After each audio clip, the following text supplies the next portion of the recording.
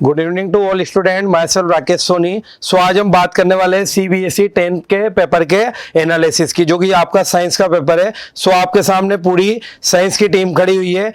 शीज गरिमा ma'am जो कि आपको केमिस्ट्री का पार्ट डिस्कस करेगी, मैं आपको फिजिक्स का पार्ट डिस्कस करूंगा, एंड ही दिव्यांश संगी सर जो आपको बायो के पार्ट के बारे में एनालिसिस करेंगे। यहाँ पर अपन जो देखेंगे सबसे पहले वो देखेंगे साइंस के पेपर का एनालिसिस, कौन से चैप्टर का कितना वेटेज रहता है। यहाँ पर आपका कोई सॉल्यूशन नहीं होगा क्योंकि सॉल्यूशन तो आपको ऑलरेडी एनसीईआरटी की साइट पर दिया हुआ है। अरे बात समझ में। सो अपन सबसे पहले जो आपके केमिस्ट्री का सेक्शन है उसके बारे में यहाँ पर बात करने वाले हैं, तो मैं मैम को इन्वाइट करना चाहूंगा। So dear all student, you know very well that अपने पास में जो केमिस्ट्री का पेपर है उस केमिस्ट्री के पार्ट में सबसे पहले अपना 5 सेक्शन में ये पेपर डिवाइडेड है। जैसा कि आपको सामने दिख रहा है अपने जनरल इंस्ट्रक्शन के थ्रू कि सैंपल क्वेश्चन पेपर जो है टोटल 5 सेक्शन में डिवाइड है। यहाँ पे अपन को सबसे मेन चीज़ जो ध्यान में रखनी है वो ये रखनी है कि यहाँ पे आपको इंटरनल चॉइसेस भी प्रोवाइडेड होगी और साथ ही साथ आपको जो 50% मार्क्स जो अलॉटेड है वो एकदम कंपलसरी पेपर के लिए अलॉटेड है, मतलब कि वो कंपलसरी है, आपको करना ही है वो पार्ट। ठीक है, तो यहाँ पर अगर अपन बात करें सेक्शन ए की, तो सेक्शन ए में टोटल 16 सिंपल एमसीक्यू क्वेश्चंस है, कॉम्प्लेक्स भी है, बट इसमें अपने केमिस्ट्री के टोटल 6 क्वेश्चंस हैं। इनके बारे में अपन डिस्कस करेंगे कि कौन से 6 क्वेश्चन किस क्वेश्चन का क्या वेटेज है। उसके अलावा अपने पास में टोटल 4 असर्शन रीजन क्वेश्चन है जो 1 मार्क के हैं और इसमें अपना ओनली 1 क्वेश्चन गिवन है इस बार सैंपल पेपर में। और उसके बाद में अगर अपन बात करें सेक्शन बी की, तो सेक्शन बी में total 6 short answer type question है। उसमें अपने पास में जो पर क्वेश्चन है वो 2 मार्क्स हैंड ओवर करेगा।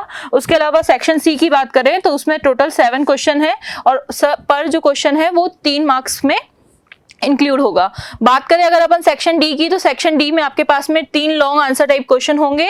ये 3 लॉन्ग आंसर टाइप क्वेश्चन एक केमिस्ट्री से, एक बायोलॉजी से और एक अपना जो रहेगा फिजिक्स से रहेगा। ठीक है, और इसमें आपको चॉइसेस भी मिलेगी जो टोटल 5 मार्क्स का रहेगा। उसके अलावा अपन बात करें सेक्शन ई की, तो सेक्शन ई में 3 क्वेश्चन आपके सामने रहेंगे जो source based and case study question रहेंगे। ये भी आपके पास में टोटल 4 मार्क्स का एक क्वेश्चन रहेगा। यहाँ पे भी आपको चॉइसेस प्रोवाइडेड की जाएगी। तो चले अपन आगे बढ़ते हैं अपने केमिस्ट्री पार्ट की ओर, जहां पे आपके टोटल 1 to 6 क्वेश्चन जो है केमिस्ट्री से रिलेट कर रहे हैं। यहाँ पे आपके सामने फर्स्ट क्वेश्चन दिया हुआ है। ये फर्स्ट क्वेश्चन आपका बैलेंस रिएक्शन से रिलेटेड है। ठीक है, तो ये आपका चैप्टर 1 से दिया हुआ है और chapter 1 chemical reaction and equation से ये वाला पार्ट आपको दिया हुआ है। तो इसमें आपको बिल्कुल एकदम एक्यूरेट हो जाना है कि किस तरीके से आपको केमिकल रिएक्शन को बैलेंस करना है और किस तरीके से केमिकल इक्वेशन को कंप्लीट करना है, किस जो पार्ट आपके पास में इनकम्प्लीट है उस पार्ट को आपको कंप्लीट करना है। ठीक है, तो यहाँ आपको सामने दिख रहा है कि लेड नाइट्रेट आपके पास में गिवन किया हुआ है। ये एक तरीके से डिकम्पोजिशन रिएक्शन है जो आपको ऑलरेडी पता है। ठीक है, तो इसमें अगर अपन वैल्यू जो अपन को गिवन है एबीसीडी ऑप्शन में अगर अपन पुट करेंगे तो देखेंगे कि ए ऑप्शन यहाँ पे एक्यूरेट जा रहा है। ये ऑलरेडी आपको सबको पता होगा। तो जनरली आपको केमिकल रिएक्शन एंड इक्वेशन वाले पार्ट से अपना बिल्कुल जो डिकम्पोजिशन रिएक्शन है अपनी उसके अलावा जो अपनी कॉम्बिनेशन रिएक्शन है, डिस्प्लेसमेंट रिएक्शन है, डबल डिस्प्लेसमेंट रिएक्शन है, उनके बारे में आप बिल्कुल ध्यान रखना। ठीक है, बात करें अगर अपन सेकंड क्वेश्चन की, तो यहाँ पे आपको 2 कॉलम दिए हुए हैं। तो इस तरीके का जो क्वेश्चन आपके सामने ये रिलेट कर रहा है अपना चैप्टर 3 से और जो है अपना मेटल एंड नॉन मेटल से रिलेटेड। मेटल और नॉन मेटल की आपने पढ़ा होगा फिजिकल एंड केमिकल प्रॉपर्टी।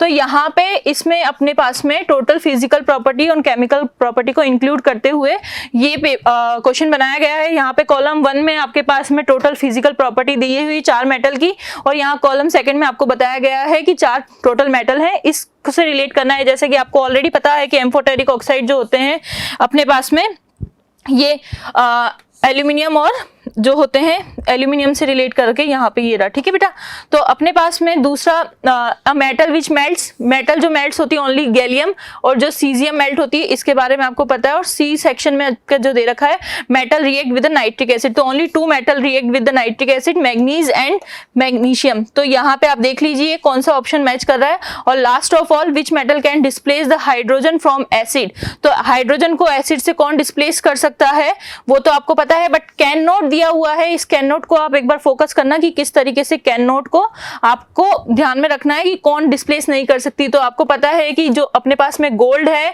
वो अपने पास में उसकी हाइड्रोजन से रिएक्टिविटी कम होती है तो वो डिस्प्लेस नहीं कर पाएगी। तो according to this one you will see here like a is relate to 3 and b option जो है बी इसके लिए एकदम करेक्ट हो जाएगा। ठीक है बेटा, तो यहाँ पे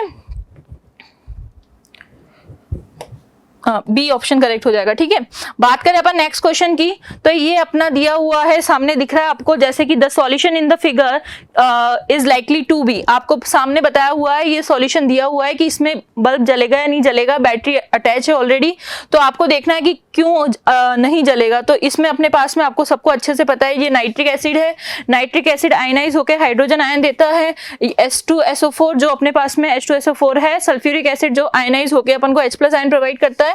बात करें अपन CO2 इन वाटर की, CO2 वाटर के साथ में रिएक्शन करके कार्बोनिक एसिड बनाती है, और ये कार्बोनिक एसिड अपने पास में आयन प्रोवाइड करता है, तो H+ आयन यहां से भी मिलता है। बात करें अगर अपन बी ऑप्शन की अल्कोहल की, तो जो अपने पास में अल्कोहल है in the form of ethanol, यहाँ पे ये हाइड्रोजन आयन प्रोवाइड नहीं करता है, न ही किस तरीके से आयनाइज हो पाता है, तो ये अपने पास में रिएक्शन के थ्रू ये बल्ब को नहीं जला पाएगा।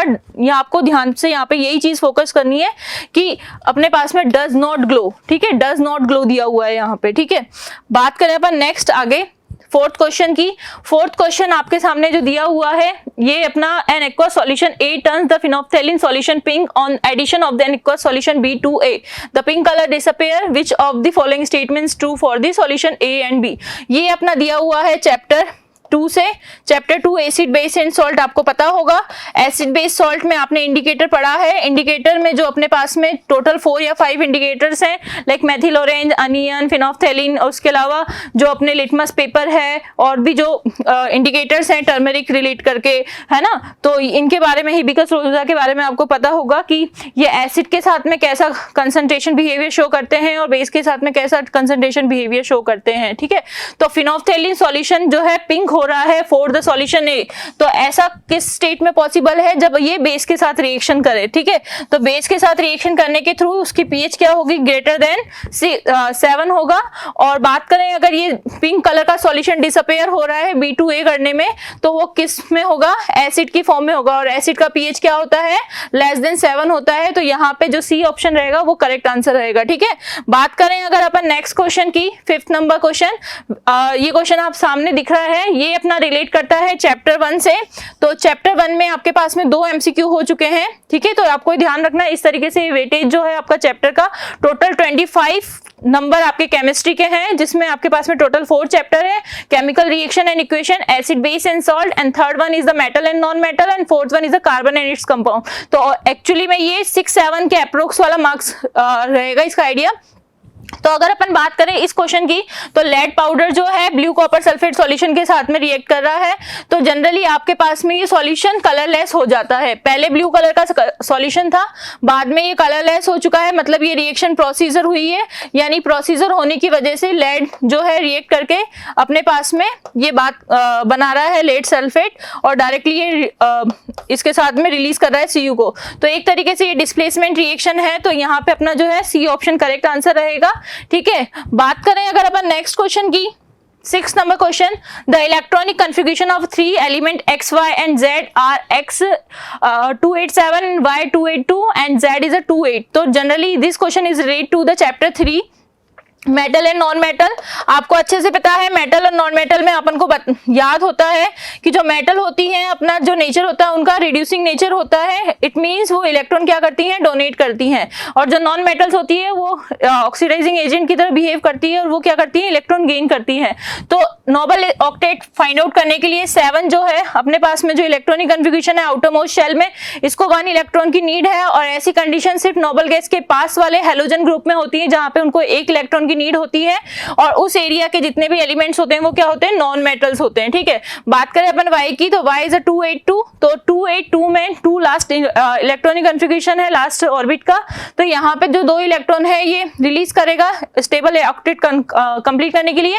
तो यहाँ पे अपने पास में ये मेटल से रिलेट करता है, जो सेकेंड ग्रुप है मेटल का वहां पे। ठीक है, तो इसके लिए अपना जो ऑप्शन होगा वो सी ऑप्शन करेक्ट हो जाएगा। ठीक है बेटा, तो यहाँ पे आपको ध्यान रखना है, अपना जो है इलेक्ट्रॉनिक कन्फिगरेशन से भी क्वेश्चन आ सकता है, किसी भी तरीके से घुमा के क्वेश्चन आपसे पूछा जा सकता है, बट अपन को कंफ्यूज नहीं होना है, क्योंकि we know very well that the electron donate किससे पॉसिबल होगा, मेटल से, और जो इलेक्ट्रॉन गेन होगा वो किससे पॉसिबल होगा, नॉन मेटल से। तो आपको इलेक्ट्रॉनिक कन्फिगरेशन के अकॉर्डिंग देख लेना है कि स्टेबल होने के लिए इसको लेना है इलेक्ट्रॉन या फिर डोनेट करना है। ठीक है, बात करें अब नेक्स्ट क्वेश्चन की, it is related to the endothermic reaction. Endothermic reaction आपने चैप्टर 1 में पढ़ा होगा, तो जनरली ये भी अपना जो क्वेश्चन है चैप्टर 1 से ही है। केमिकल रिएक्शन एंड इक्वेशन से टोटल अपने 3 क्वेश्चन जो है एमसीक्यूज वो किससे रिलेटेड कर रहे हैं, chapter 1 chemical reaction and equation से। तो आपको यहाँ पे ज्यादा बड़ा चैप्टर नहीं है, ये आपको अच्छे से पता है, और इससे बड़ा कोई क्वेश्चन आया भी नहीं है अभी तक। तो यहाँ पे जनरली आपको छोटे छोटे जो केमिकल रिएक्शन है उनके फंडामेंटल थ्रू जो आपको पता होने चाहिए, ठीक है। एंडोथर्मिक रिएक्शन जो है एंड ऑफ द हीट, किसी केमिकल रिएक्शन में अगर हीट क्या हो रही है, एंड हो रही है, तो थर्मल रिएक्शन के थ्रू वो एंडोथर्मिक रिएक्शन होता है, ठीक है। तो अगर अपन देखें रिएक्शन ऑफ सोडियम वाटर, जब वाटर के साथ में सोडियम रिएक्ट करता है तो एक्सोथर्मिक रिएक्शन होता है और हीट बहुत ज्यादा प्रोड्यूस करता है। बर्निंग ऑफ कैंडल में भी अपन थोड़ा सा हीट दे रहे हैं, बट अपन को कैंडल जलानी है क्योंकि अंधेरा हो रहा है या फिर कुछ काम जरूरत पड़ रही है, तो मतलब वो अपन को हीट प्रोवाइड करता है, ठीक है। तो ये भी एक्सोथर्मिक रिएक्शन है, ये भी एक्सोथर्मिक रिएक्शन है। बात करें अपन डिकम्पोजिशन ऑफ वेजिटेबल मैटर की, बिल्कुल ध्यान से अपना चैप्टर जो है एनसीईआरटी का बुक का चैप्टर 1 एक बार नोट कर लीजिएगा। वहां पे देखिएगा ये एक लाइन में लिखा हुआ है, exothermic reaction is the respiration reaction and decomposition of the vegetable matter is also respiration reaction के थ्रू ही ये भी एक्सोथर्मिक रिएक्शन का ही पार्ट है। तो यहाँ पे भी अपन को हीट मिलती है। तो बात करें अगर अपन कुकिंग ऑफ फूड की, तो कुकिंग ऑफ फूड इसका करेक्ट आंसर होगा एंडोथर्मिक रिएक्शन के थ्रू, जहां पे किसी भी तरीके की रिएक्शन को कंप्लीट करने के लिए, फूड को बनाने के लिए, खाने को बनाने के लिए अपन को हीट की रिक्वायरमेंट होती है, तो हीट वहां पे यूज होती है। That's why b option is the right answer and we will relate it to endothermic reaction, ठीक है।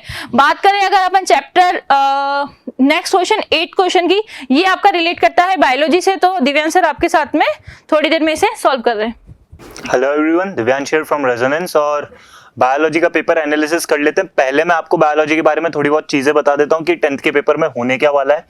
आपके टोटल है ना, आपको 16 क्वेश्चंस बायोलॉजी से देखने को मिलेंगे एंड 16 क्वेश्चंस का जो टोटल वेटेज रहेगा दैट इज ऑफ 30 मार्क्स, यानी 30 मार्क्स के टोटल आपको कितने क्वेश्चंस देखने को मिलेंगे, 16 questions from biology.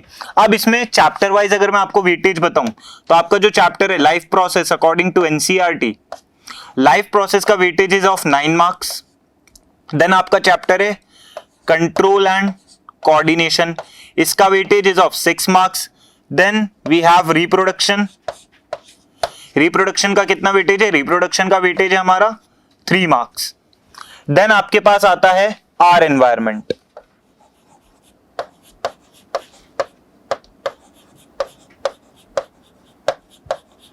Are environment का वेटेज है हमारे पास 5 marks. And lastly heredity, evolution आपके हट चुका है, हेरिडिटी का जो वेटेज है आपके पास दैट इज ऑफ 7 मार्क्स। तो इन टोटल 9 + 6 15 + 3 18 + 5 23 एंड +7 30, तो यानी कि टोटल 30 मार्क्स का वेटेज है। चैप्टर वाइज मैंने आपको वेटेज बता दिया। टोटल 16 क्वेश्चंस आपके आएंगे, जिनमें से आपके 5 MCQs होंगे 8 to 12 एंड देन आपके क्या होंगे, 2 असर्शन रीजन के क्वेश्चंस होंगे, ठीक है। अब स्टार्ट करते हैं इस क्वेश्चन से। 8 नंबर से आपके बायोलॉजी के क्वेश्चंस चालू होंगे। इसमें आपका MCQ देखो, जहां तक मैंने पेपर का एनालिसिस करा है, मेरे अकॉर्डिंग पेपर में ऐसा कुछ भी नहीं है जो बहुत ही अलग पूछो। हाँ, 1-2 क्वेश्चन है which is not so common, बहुत कॉमनली सीबीएसई पूछता नहीं है, बट हाँ बाकी most of the questions are repeated, पहले आए हुए हैं, और वही क्वेश्चंस आगे चलते रहेंगे। क्योंकि देखो बुक सेम है तो हमारा कंटेंट भी क्या रहेगा, सेम रहेगा। ज्यादा से ज्यादा सीबीएसई क्या करेगा, सीबीएसई है ना लैंग्वेजेस को थोड़ा सा डिफिकल्ट कर देगा या फिर थोड़ा आपसे घुमा के क्वेश्चन पूछ लेगा। एक 8th क्वेश्चन को डिस्कस कर लेते हैं, उसके बाद मैं आपको फटाफट जल्दी से करवा दूंगा सारी चीजें।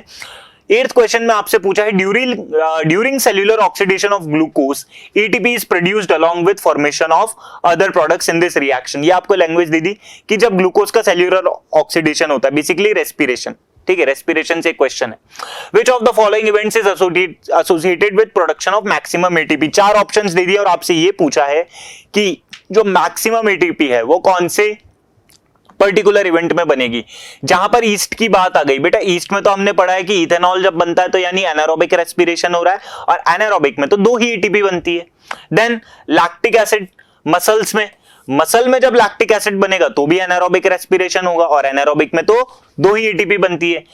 Then carbon dioxide in yeast cell, हमें पता है ईस्ट सेल जब एनारोबिक रेस्पिरेशन करता है तो CO2 भी रिलीज करता है, तो अभी भी कितनी एटीपी बन रही है, इसमें भी 2 है, इसमें भी 2 है, इसमें भी 2 है। Finally carbon dioxide in human cell muscle cell same ही तो है, ठीक है, ह्यूमन में मसल सेल होता है, बट जब लैक्टिक एसिड का फॉर्मेशन हो रहा था तो कार्बन डाइऑक्साइड रिलीज हो रही थी क्या, नहीं हो रही थी, बट जब कार्बन डाइऑक्साइड रिलीज हो रही है इट मींस रेस्पिरेशन हो रहा है, सेल्यूलर रेस्पिरेशन हो रहा है, एरोबिक, एंड कितनी एटीपी रिलीज होगी, 38 एटीपी रिलीज होगी, तो the correct answer is D. ठीक है, इस तरीके से आपसे घुमा के सवाल पूछे हैं, ज्यादा कुछ नहीं पूछा है।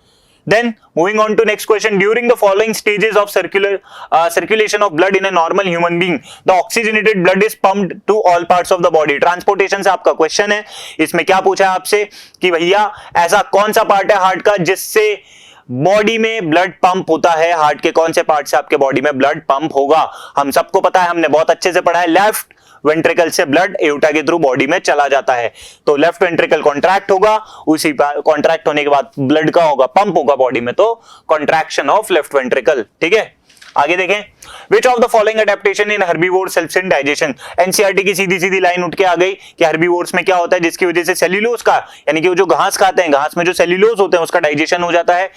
एनसीईआरटी बहुत मेन है, एनसीईआरटी की लाइन से उठकर सीधा सीबीएसई ने सैंपल पेपर में डाली है और वो आपके क्वेश्चन पेपर में भी यही सेम चीज करेगा, घबराने की जरूरत नहीं है। ठीक है, क्या होती है उसमें, स्मॉल इंटेस्टाइन ज्यादा लंबी होती है। ठीक है, उसके बाद there was a cerebellar dysfunction in patient. Cerebellar से क्या याद आ रहा है, सेरिबेलम, मतलब सेरिबेलम में क्या आ गया है, डिसफंक्शन आ गया, कुछ ना कुछ गड़बड़ी आ गई है। और सेरिबेलम का हमें फंक्शन पता है, अगर आपने पढ़ लिया है कंट्रोल एंड कोऑर्डिनेशन तो आपको पता होगा क्या करता है, बैलेंस मेंटेन करता है। अगर सेरिबेलम बैलेंस मेंटेन नहीं करेगा, पोस्चर मेंटेन नहीं करेगा, तो आप भी क्या बन जाएंगे, ऋतिक रोशन, इधर चला मैं उधर चला। ठीक है, ये नहीं करना है हमें, ठीक है ना। तो डिसफंक्शन आ गया, तो विच of the following activities will get disturb, मैंने अभी बता ही दिया, पोस्चर एंड बैलेंस मेंटेन करता है, तो क्या डिस्टर्ब हो जाएगा, पोस्चर एंड बैलेंस, और आप ऋतिक रोशन बन जाएंगे इधर उधर जाने के लिए। देन MCQ से रिलेटेड लास्ट क्वेश्चन बायोलॉजी का, 5th question, that is of 12th। In snails, ये आपका रिप्रोडक्शन से क्वेश्चन है। ठीक है, snails can begin life as male and depending upon environment conditions they can become female. क्या बोला है कि स्नेल एज अ मेल अपनी लाइफ को बिगिन करते हैं, but according to environmental conditions during development वो फीमेल में कन्वर्ट हो सकते हैं। ऐसा क्यों हो रहा है, ऐसा सिर्फ इसलिए हो रहा है, रिप्रोडक्शन में आप पढ़ लोगे, क्योंकि स्नेल्स में जो सेक्स है यानी कि उनका जो जेंडर है वो जेनेटिकली डिटरमाइंड नहीं होता। ठीक है, तो जो मैंने आपसे बोला था कि यार basically most of the question is common, जो एनसीईआरटी आपसे पूछ लेगी। कुछ ऐसे क्वेश्चन है जो नॉट सो कॉमन है, जो आपको ऐसा लगे यार आपने पढ़े होंगे बट आपको ऐसा लगे यार मैंने पढ़ा ही नहीं। This is one of that question कि यार ये थोड़ा नॉट सो कॉमन है, तो आपको एनसीईआरटी की थोड़ी बहुत चीजें ना ध्यान से पढ़नी होगी। Now the question number 13 is of physics and उसके लिए राकेश सर आपके पास आ रहे हैं। ओके, सो अब बात करने वाले अपन फिजिक्स के एनालिसिस की। सबसे पहले आपको ये देखना पड़ेगा जो सैंपल पेपर का एनालिसिस है सीबीएसई का, उसमें आपकी थोड़ी सी लैंग्वेज ट्विस्टेड है, सो डोंट बी पैनिक। आपको पैनिक होने की रिक्वायरमेंट नहीं है। क्लास में जो अपन ने नोट्स लिखवाए हैं और जितना आपने सिंसियरिटी क्लास को लिया है उसी के अकॉर्डिंग आपको वहां पर आंसर करना है। हरी बात समझ में। जैसे अगर अपन यहाँ पर बात करें फिजिक्स के वेटेज की, तो हम देख पा रहे हैं क्वेश्चन नंबर 13, 14 एंड 19। 13, 14 तो आपका MCQ है ही सही, 19 आपका A&R बेस, क्लियर है। उसके बाद अगर अपन बात करें 24, 25, 31, 32, 33, 36 एंड 39, ये आपके फिजिक्स का पोर्शन रहेगा। हरी बात समझ में। अब यहाँ पर अपन फिजिक्स में अगर एनालिसिस देखें तो आप पढ़ते हो लाइट चैप्टर, जिसके अंदर अपन ह्यूमन आई को भी कवर करते हैं, इलेक्ट्रिसिटी पढ़ते हैं and magnetic effect of electric current पढ़ते हैं। अगर लाइट चैप्टर की बात करें अपन जिसमें इंक्लूडिंग ह्यूमन आई, तो वो इस साल 12 मार्क्स का है। ये चेंज होता रहता है, कभी 11 का भी आता है, कभी 12 का भी आता है, यानी कि मोर देन 10 मार्क्स। अगर इलेक्ट्रिसिटी वाले चैप्टर की मैं बात करूं यहां पर, तो बेटा वो दिस ईयर 10 मार्क्स, तो आउट ऑफ 25 में से 2 चैप्टर का वेटेज हो गया 22। तो रिमेनिंग चैप्टर है आपका 3rd magnetic effect of current, जिससे आपका कोई भी न्यूमेरिकल वाला पोर्शन नहीं आता है। This chapter is based on the direction पे, तो वहां से इस बार आपके MEF क्लियर है, और वो आया है आपके 3 मार्क्स का। आ रही बात समझ में? तो आपको समझ में आ गया होगा कि लाइट चैप्टर जो है वो ज्यादा इंपॉर्टेंट है, इलेक्ट्रिसिटी भी उतना ही इंपॉर्टेंट है, और मैग्नेटिक इफेक्ट ऑफ करंट तो वैसे ही आप जब लाइट और ये क्लियर है तो वैसे ही वो चैप्टर हो जाता है। अब अपन बात करते हैं, ये तो था आपका फिजिक्स का एनालिसिस। एमसीक्यू क्वेश्चन की बात कर लेते हैं। जैसे मान लो एक 30 नंबर का पोर्शन है आपका, in the following cases a रे इज इंसिडेंट। तो आपने पढ़ते ही ये देखा, क्वेश्चन को रीड करते हैं कि क्वेश्चन कौन से चैप्टर का है, लाइट का। अब सबसे जो कॉमन मिस्टेक होती है वो होती है कि मिरर दिया हुआ है लेंस, क्योंकि हम कई बार होता क्या है, मिरर होता है और फॉर्मूला लगा के लेंस का आता है, तो वहां पर वो सारा ही गड़बड़ हो जाता है मामला। Mirror in case the angle of incidence is equal to 0। अब एंगल ऑफ इंसिडेंस कब 0 होगा, जब वो आपकी रे या तो नॉर्मल क्या लॉन्ग आ रही होगी। अब यहां पर अपन ऑप्शन देखते हैं, the ray parallel to principal axis, तो वो तो 0 हो नहीं सकता। A ray passing through the center of curvature and incident obliquely, यानी कि जो आपकी रे है वो सेंटर ऑफ कर्वेचर से आ रही है एंड अदर देन वापस उसी से पास हो रही है, तो ये ऑप्शन आपका सही है। और वैसे भी ये एमसीक्यू एग्जाम है, अगर आपको ऑप्शन फर्स्ट या सेकंड पेज सही मिल जाता है तो आगे पढ़ने की रिक्वायरमेंट ही नहीं है और आप टाइम बचा के सीधा आगे जंप कर सकते हैं। क्लियर? उसके बाद अपन बात करते हैं नेक्स्ट क्वेश्चन, वो आपका फिजिक्स का ये यहां से अपन को दिया हुआ है प्रिज्म। क्लियर? अब यहां पर ये जो लाइट आ रही है, यहां से आपको ये देखना है कि ये लाइट आगे जाके 2 कलर में स्प्लिट हो रही है। क्लियर? तो यहां पर अपन को सिर्फ ये पहचानना है कि ए और बी, तो हमने विबग्योर पढ़ा था, VIBGYOR। अब यहां पर फर्स्ट एंड लास्ट कलर वही अपन को देखना है। यहां से अपन इस तरह से स्टार्ट करते हैं, विबग्योर। क्लियर है? यानी कि अपन कहां बढ़ रहे हैं, ऊपर बढ़ रहे हैं। तो यहां से अगर अपन देखें तो बी वाला तो कौन सा आपका रेड, और ये वाला कौन सा आपका वॉयलेट। तो इस तरह से आपको फटाफट से आंसर को देखते हुए, क्वेश्चन को देखते हुए आंसर करना है। क्लियर? ओके। हाँ, तो जैसा कि मैंने आपको बताया था 5 क्वेश्चंस आपके एमसीक्यू के पहले आ गए, 2 असर्शन रीजन रहेंगे, 2 एमसीक्यू के क्वेश्चंस आपके बीच में और आएंगे, that is of question number 15 and question number 16। एक चीज याद रखना बच्चों, जिस नंबर पे आपके जिस सब्जेक्ट का क्वेश्चन है सैंपल पेपर में, सेम टू सेम वही कहां पर होगा, आपके सीबीएसई में होगा। अगर 1 to 7 केमिस्ट्री था तो सीबीएसई का जो 10th बोर्ड का पेपर आएगा ऑफिशियल, उसमें भी 1 to 7 केमिस्ट्री होगा। 8 to 12 अगर बायोलॉजी था तो वो 8 to 12 बायोलॉजी ही होगा उसमें, एंड सो ऑन। मतलब जिस नंबर पे जो क्वेश्चन है सैंपल पेपर में, उसी नंबर पे सेम क्वेश्चन सेम सब्जेक्ट से होगा। अब क्वेश्चन नंबर 15 भी हमारा किससे है, बायोलॉजी से है। क्वेश्चन नंबर 16 भी बायोलॉजी से होगा। Then question number 18 is from assertion reason, that is from biology, and question number 20 it is also from assertion reason, और वो भी किससे होगा, बायोलॉजी से।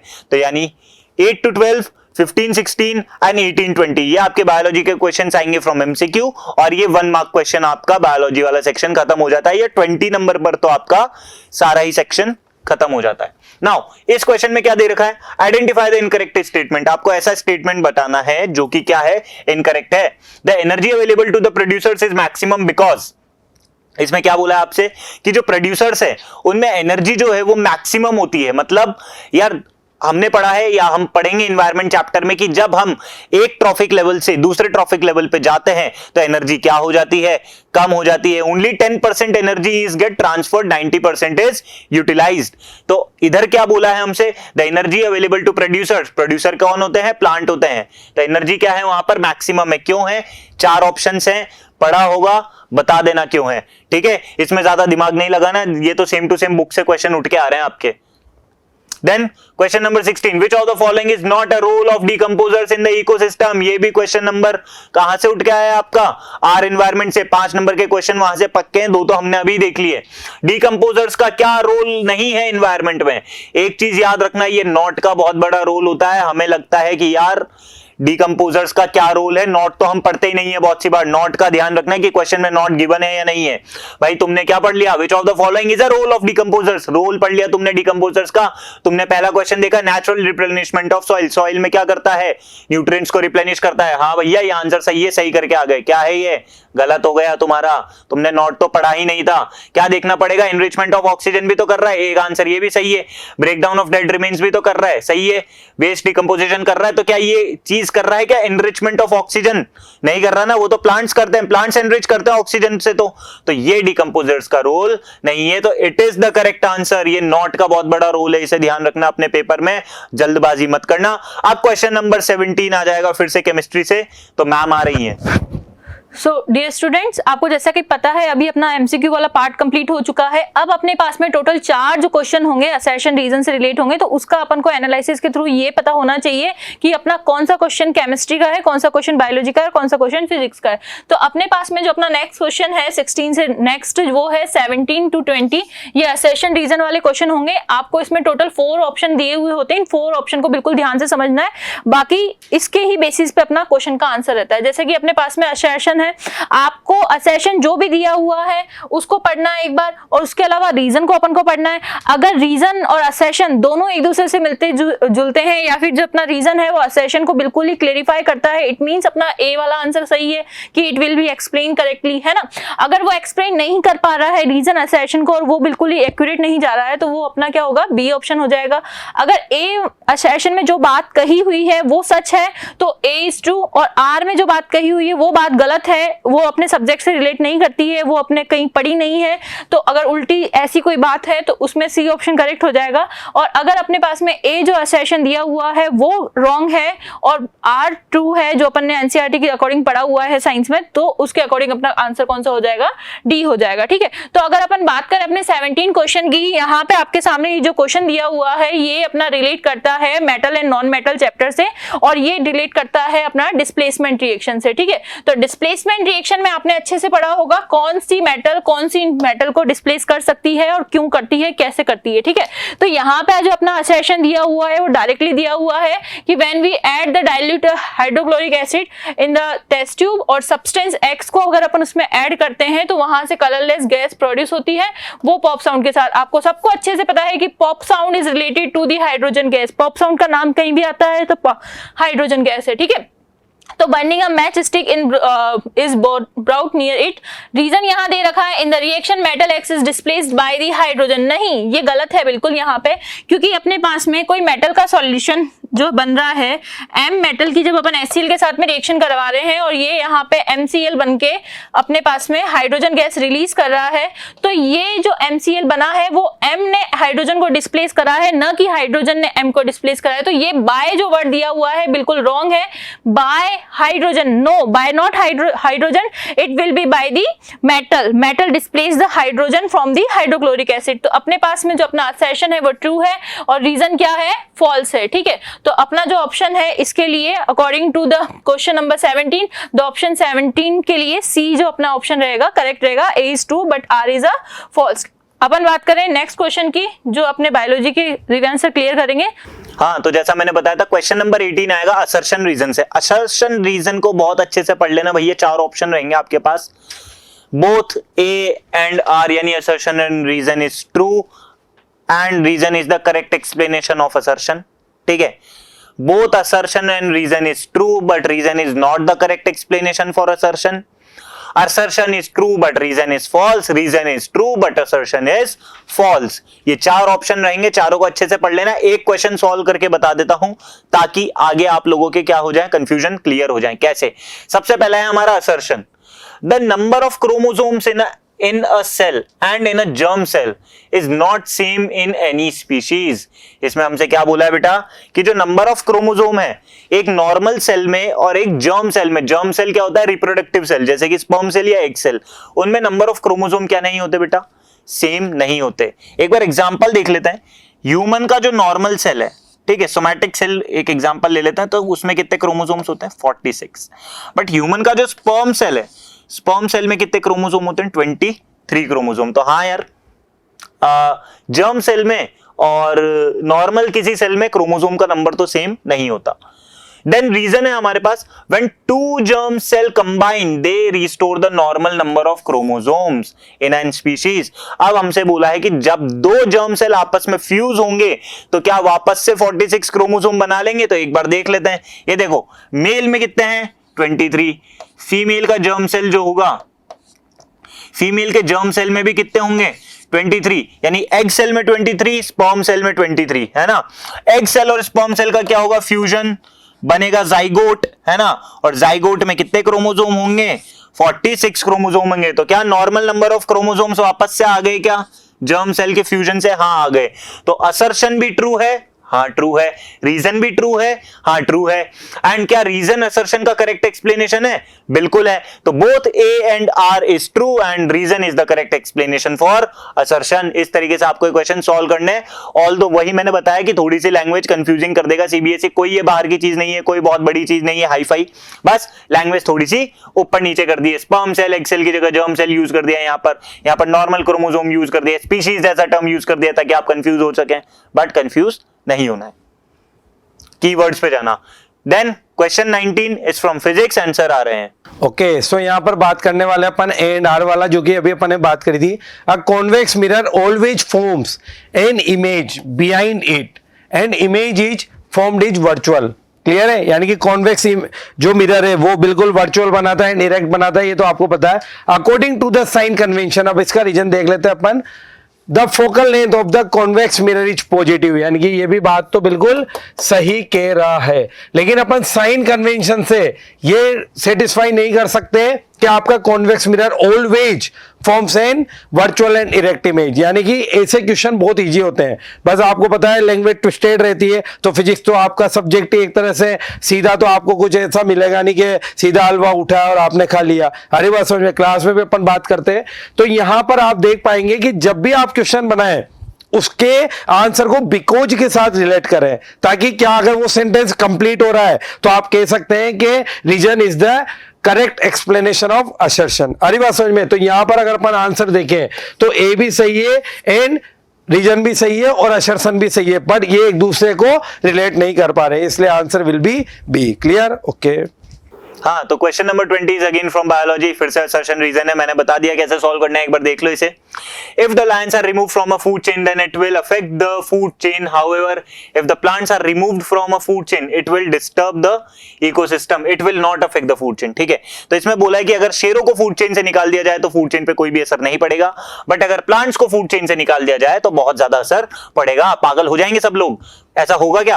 रीजन देख लेते हैं। Plants are producers who can make food using sunlight while lions are consumers. ये तो सही है यार, प्लांट्स प्रोड्यूसर्स होते हैं, फोटोसिंथेसिस से खुद का खाना खुद बनाते हैं, बट लायंस तो कंज्यूमर्स होते हैं, वो तो चीजें खाते हैं, है ना।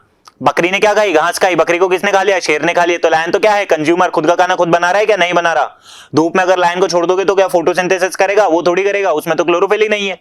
तो यार असर्शन मुझे कहीं कहीं गलत लग रहा है। आप लोगों को लग रहा है कि असर्शन गलत लग रहा है? क्यों? क्योंकि अगर लायन को भी आप रिमूव कर देंगे तो फूड चेन पे तो बहुत ज्यादा असर पड़ेगा। सेकेंडरी कंज्यूमर या प्राइमरी कंज्यूमर, जैसे कि हो सकता है हिरण हो गया प्राइमरी कंज्यूमर, उसकी जो पॉपुलेशन है वो बढ़ जाएगी, तो फूड चेन पे तो असर ऑब्वियसली पड़ेगा। तो यहां पर असर्शन तो क्या है? गलत है, क्योंकि लायन को भी अगर आप रिमूव करेंगे तो फूड चेन पे बहुत ही बड़ा इंपैक्ट पड़ेगा। और रीजन क्या है? सही है। क्यों? क्योंकि प्लांट्स क्या है? प्रोड्यूसर्स, एंड एनिमल्स क्या है? यानी लायन क्या है? कंज्यूमर। तो यहां पर क्या हो गया? Assertion is false but reason is true. ठीक है, यहां पर हमारे एमसीक्यू असर्शन रीजन 1 मार्क्स वाले सारे क्वेश्चन खत्म होते हैं। इसके बाद सब्जेक्टिव क्वेश्चन का एनालिसिस होगा और स्टार्ट होगा आपका केमिस्ट्री से।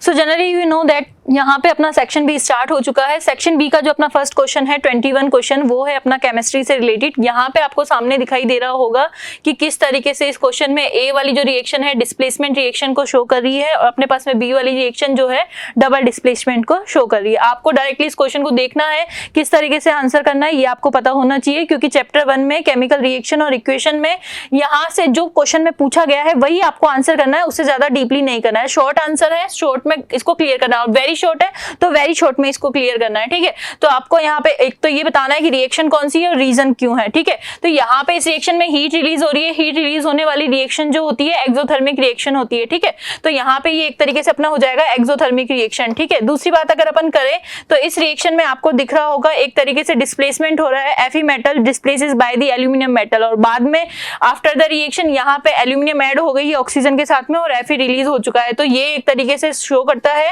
रेडॉक्स रिएक्शन को, ऑक्सीजन का ऐड होना और ऑक्सीजन का रिमूव होना। ठीक है, तो अपने पास में 2 रिएक्शन के टाइप हो चुके हैं यहाँ पे। और तीसरी अगर अपन बात करें यहाँ पे बी रिएक्शन की, तो लेड नाइट्रेट का जब पोटेशियम हाइड्रेट के साथ में फॉर्मेशन हो रहा है तो यहाँ पे जो यहाँ पे बॉटम एरो बनाया हुआ है, ये बॉटम एरो शो करता है प्रेसिपिटेट को। ये कहीं पे भी अगर आपको दिखे तो यहाँ पे इसका मतलब है कि क्या बना हुआ है बेटा, प्रेसिपिटेट बना हुआ है। तो एक तरीके से ये क्या हो चुकी है, प्रेसिपिटेशन रिएक्शन हो चुकी है, ठीक है।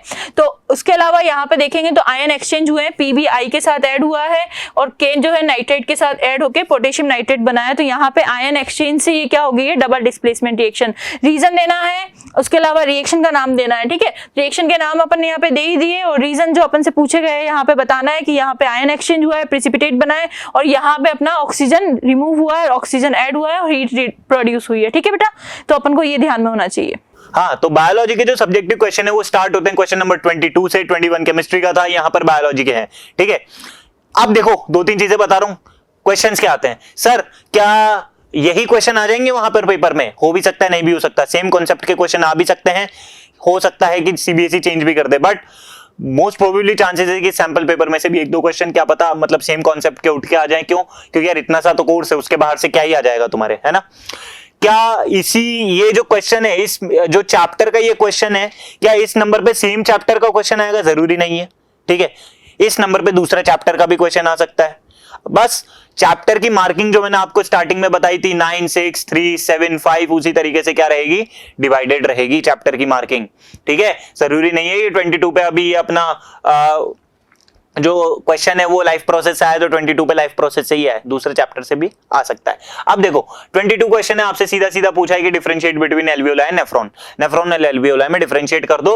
उसने ये भी बता दिया कि आपको किन किन चीजों में डिफरेंशिएट करना है, स्ट्रक्चर और लोकेशन में डिफरेंशिएट करना है, एज वेल एज फंक्शन में डिफरेंशिएट करना है। एल्वियोलाई का स्ट्रक्चर हमें पता है कैसा होता है, बलून लाइक, और लोकेशन कहां पर होती है, हमारे लंग्स में, terminal end of bronchioles. As well as function की बात करें तो एक्सचेंज ऑफ गैसेस, है ना, ब्लड तक गैस पहुंचाने का काम कौन कर रहा है, एल्वियोलाई कर रहा है, ठीक है। ये इसका स्ट्रक्चर एंड फंक्शन हो गया। नेफ्रॉन की बात करें, एक्सक्रीशन चैप्टर में हमने बहुत ही अच्छा सा एक स्ट्रक्चर पढ़ा था जिसका क्या नाम था, नेफ्रॉन था। तो स्ट्रक्चर कैसा है, ट्यूबुलर, ट्यूब की तरह स्ट्रक्चर है इसका। और इसकी लोकेशन कहां है, लोकेशन हमें पता है इसकी कहां पर है, किडनी, है ना। तो यही क्वेश्चन हमसे पूछा था और हमने बता दिया। जितना पूछा है उतना बताना, ज्यादा लैंग्वेज लिख के आने की जरूरत नहीं है। तुमसे पूछा है स्ट्रक्चर एंड लोकेशन, सीधा लिखना स्ट्रक्चर, डैश लगाया हमने, बलून लाइक, लोकेशन डैश लगाया हमने, क्या होगी लोकेशन, इन लंग्स। उसके अलावा फंक्शन, एक्सचेंज ऑफ गैसेस। बहुत ज्यादा राम कथा या फिर महाभारत लिख के मत आ जाना, वहां पर तुलसीदास नहीं हो तुम लोग, ठीक है ना। आगे बढ़ते हैं। उसके बाद क्वेश्चन नंबर हमारा कौन सा आता है बेटा, 23 आता है। ये भी किससे, बायोलॉजी से। अब देखो अटेम्प्ट आइदर ए और बी, या तो ए ही अटेम्प्ट करना है तुम्हें या फिर बी ही अटेम्प्ट करना है तुम्हें। ए और बी दोनों अटेम्प्ट करके आ जाओगे, कोई भी मतलब नहीं बनेगा, टाइम वेस्ट कर दोगे अपना, ठीक है, मूर्ख कहलाओगे। क्या करना है तुम्हें, या तो ए लिखना है या फिर बी लिखना है। अब क्वेश्चन नंबर ए देखो, ए क्या है, list the steps of synthesis of glucose. तुमसे क्या पूछा है, ग्लूकोज सिंथेसिस के स्टेप्स बताओ प्लांट्स में। सीधा सीधा पूछा है 3 स्टेप्स ऑफ फोटोसिंथेसिस। फोटोसिंथेसिस के कौन कौन से स्टेप्स है वो तुम्हें बताने हैं। तो यार एनसीईआरटी की सीधी सीधी 3 लाइन है, वही यहां पर लिख के आ जानी है। अब नॉट सो कॉमन वाली जो चीज मैंने बताई थी कि जो नॉट सो कॉमन तुमसे पूछ सकते हैं वो क्या है, desert plants. Although last to last year शायद अकॉर्डिंग टू मी ये पूछा गया था कि डेजर्ट प्लांट्स में क्या अडेप्टेशन होते हैं फोटोसिंथेसिस को लेकर। तो बेसिकली डेजर्ट प्लांट्स में जो स्टोमेटा होता है वो रात में ओपन होता है, उसे क्या बोलते हैं, स्कोटोएक्टिव स्टोमेटा बोलते हैं, ताकि वो क्या कर सके, कार्बन डाइऑक्साइड का इंटेक कर सके, कैम साइकिल चले। ये सब आपने पढ़ा होगा, ठीक है। नहीं पढ़ा तो पढ़ लेना, अगर सैंपल पेपर में आया तो मतलब आपके पेपर में भी ऐसे क्वेश्चंस आ सकते हैं जो कि कॉमन नहीं है, मोस्टली पूछे नहीं जाते पर पूछ लिए जाते हैं कभी कभी। उसके अलावा अगर मान लीजिए आपको क्वेश्चन नंबर 23 का ए वाला नहीं आया तो क्या करें, हमारे पास बी वाला भी तो है, वो अटेम्प्ट करो फिर, ठीक है। क्या पूछा है इसमें, इन पर्टिकुलर एंजाइम्स के फंक्शन पूछे, salivary amylase breakdown of carbohydrate, pepsin breakdown of protein कहां पर, स्टमक में, ट्रिप्सिन ब्रेकडाउन ऑफ प्रोटीन कहां पर, स्मॉल इंटेस्टाइन में, lipase breakdown of fat into fatty acids, है ना। ये सारी चीजें हैं, ये तो बता ही दोगे तुम। अब देखो क्वेश्चन 22, 23 बायोलॉजी से हो गए, the next question other subject से होंगे। ओके, सो नेक्स्ट क्वेश्चन आपका 24, 25 फिजिक्स का है। यहां पर आपको सबसे पहले डायग्राम को देख के उसका एनालिसिस करना है। जैसे दिया हुआ क्या आपको एक स्लिट जैसा दिख रहा है, लेकिन जब आप देख पा रहे हैं तो ये आपका ऑब्जेक्ट है, ऑब्जेक्ट, और यहां पर कहीं इसका इमेज बनेगा। अरे बात समझ में, आप रिफ्लेक्शन जो होगा वो किसमें होगा, ऑब्वियसली बात है मिरर में तो होगा नहीं। तो यहाँ यही पूछ रहा है कि कौन सा लेंस होगा, तो लेंस का आपको नाम बताना है अकॉर्डिंग टू डायग्राम। अब यहां पर देखिए खुद ही वो कह रहा है analysis the figure and answer the following question. What is the type of lens use, कौन सा आपका लेंस यूज हुआ है, clear. What is the nature of image, अगर जो लेंस आप लिख रहे हो तो कौन सी नेचर उसकी वर्चुअल एंड इरेक्ट है, जो भी है आप उसको बता सकते हो। If the image is formed at a distance, यानी कि आपको यू दिया हुआ है तो सबसे पहले आपको गिवन डेटा देखना है, क्लियर। उसके बाद आपको देखना है इमेज इज ट्वाइस, यानी कि आपका मैग्निफिकेशन कितना दिया हुआ है, 2 दिया हुआ है। Then where is the object place, तो आपका ये ऑब्जेक्ट कहां रखा हुआ है, यानी कि V दी हुई है और आपको M के फॉर्मूले से U को एनालिसिस करना है। फॉर विजुअली इंपेयर्ड स्टूडेंट, इसका मतलब है जो बच्चे अच्छे से देख नहीं सकते हैं, दृष्टि बाधित विद्यार्थी। हरी बात समझ में। What type of lens always form a virtual erect and diminish image, तो वो तो कौन सा लेंस होता है बेटा आपका, कॉनकेव लेंस। तो जितना पूछा जाए उतना ही आपको आंसर देना है। List 2 use of such type of lens, तो एक तो किसके उसमें यूज होता है आपके, जो आपके डिफेक्ट ऑफ आई है, क्लियर। और अगर जैसे अपने जो डोर होते हैं उनके पीप होल्स वगैरह होते हैं उसमें भी आप इसको यूज करके बता सकते हो। मायोपिया में भी इसका यूज होता है। तो 2 पूछे हैं तो आपको 2 यूज को आपको लिख के आना है वहां पे। नेक्स्ट क्वेश्चन की तरफ मूव करते हैं। ओके, सो यहाँ पर सर्किट दिया हुआ है आपको 230 वोल्ट। अब सबसे पहले सारा रोल इन दोनों स्विच का है। अरे बात समझ में, जैसे यहां से दिया हुआ है a cloth dryer contains of heater X and Y, तो ये तो जस्ट लैंग्वेज है, आपको सीधा न्यूमेरिकल वैल्यू पे ध्यान देना है। Calculate the power developed in heater x, अब यहां पर पावर की बात कर रहे हैं तो फॉर्मूला लगेगा P इक्वल टू V²/R, क्योंकि हमें V तो दिया हुआ है सही। If the resistance of the x is double, अगर रेजिस्टेंस को डबल करते हैं देन कैलकुलेट क्या होगा, ये करंट की बात कर रहे हैं तो अपन क्या फॉर्मूला लगाएंगे, ρL/A and V equal to IR। Diwali की सीरीज को छोड़ के all appliance are made for parallel combination, तो यहां से आपका V तो सेम हो जाएगा I प्रोपोर्शनल टू R। अगर अपन यहां से देखें तो सीधा आपको स्टेप किस तरह से देखना है। अगर अपन कह रहे हैं कि यहां से इसको डबल किया रेजिस्टेंस को, अगर इसको डबल कर रहे हैं तो करंट आपकी कितनी रह जाएगी, हाफ रह जाएगी। नेक्स्ट क्वेश्चन देखते हैं। सेकंड सर्किट दे रखा है आपको, ये आपका डीसी सोर्स। अब जो रेजिस्टेंस है वो किसमें दे रखे हैं आपको, सीरीज में। फिर इसी केस में वो बात कर रहा है कि इसको पैरेलल में लगा रखा है, तो पहले सीरीज में लगाएंगे तो R+R 2R, पैरेलल में लगाएंगे तो कितना हो जाएगा R × 2R, R+2R 2R/3। तो दोनों के लिए आपको पावर कैलकुलेट करनी है, कौन सा फॉर्मूला यूज करके, V²/R। सिर्फ इतना सा आपको दोनों क्वेश्चन में करना है। नेक्स्ट क्वेश्चन आपका बायोलॉजी का, ठीक है। तो सेक्शन बी में ही क्वेश्चन नंबर 26 फिर से बायोलॉजी से आ जाता है, यानी कि बायोलॉजी के कितने क्वेश्चंस मिले हमें, 3।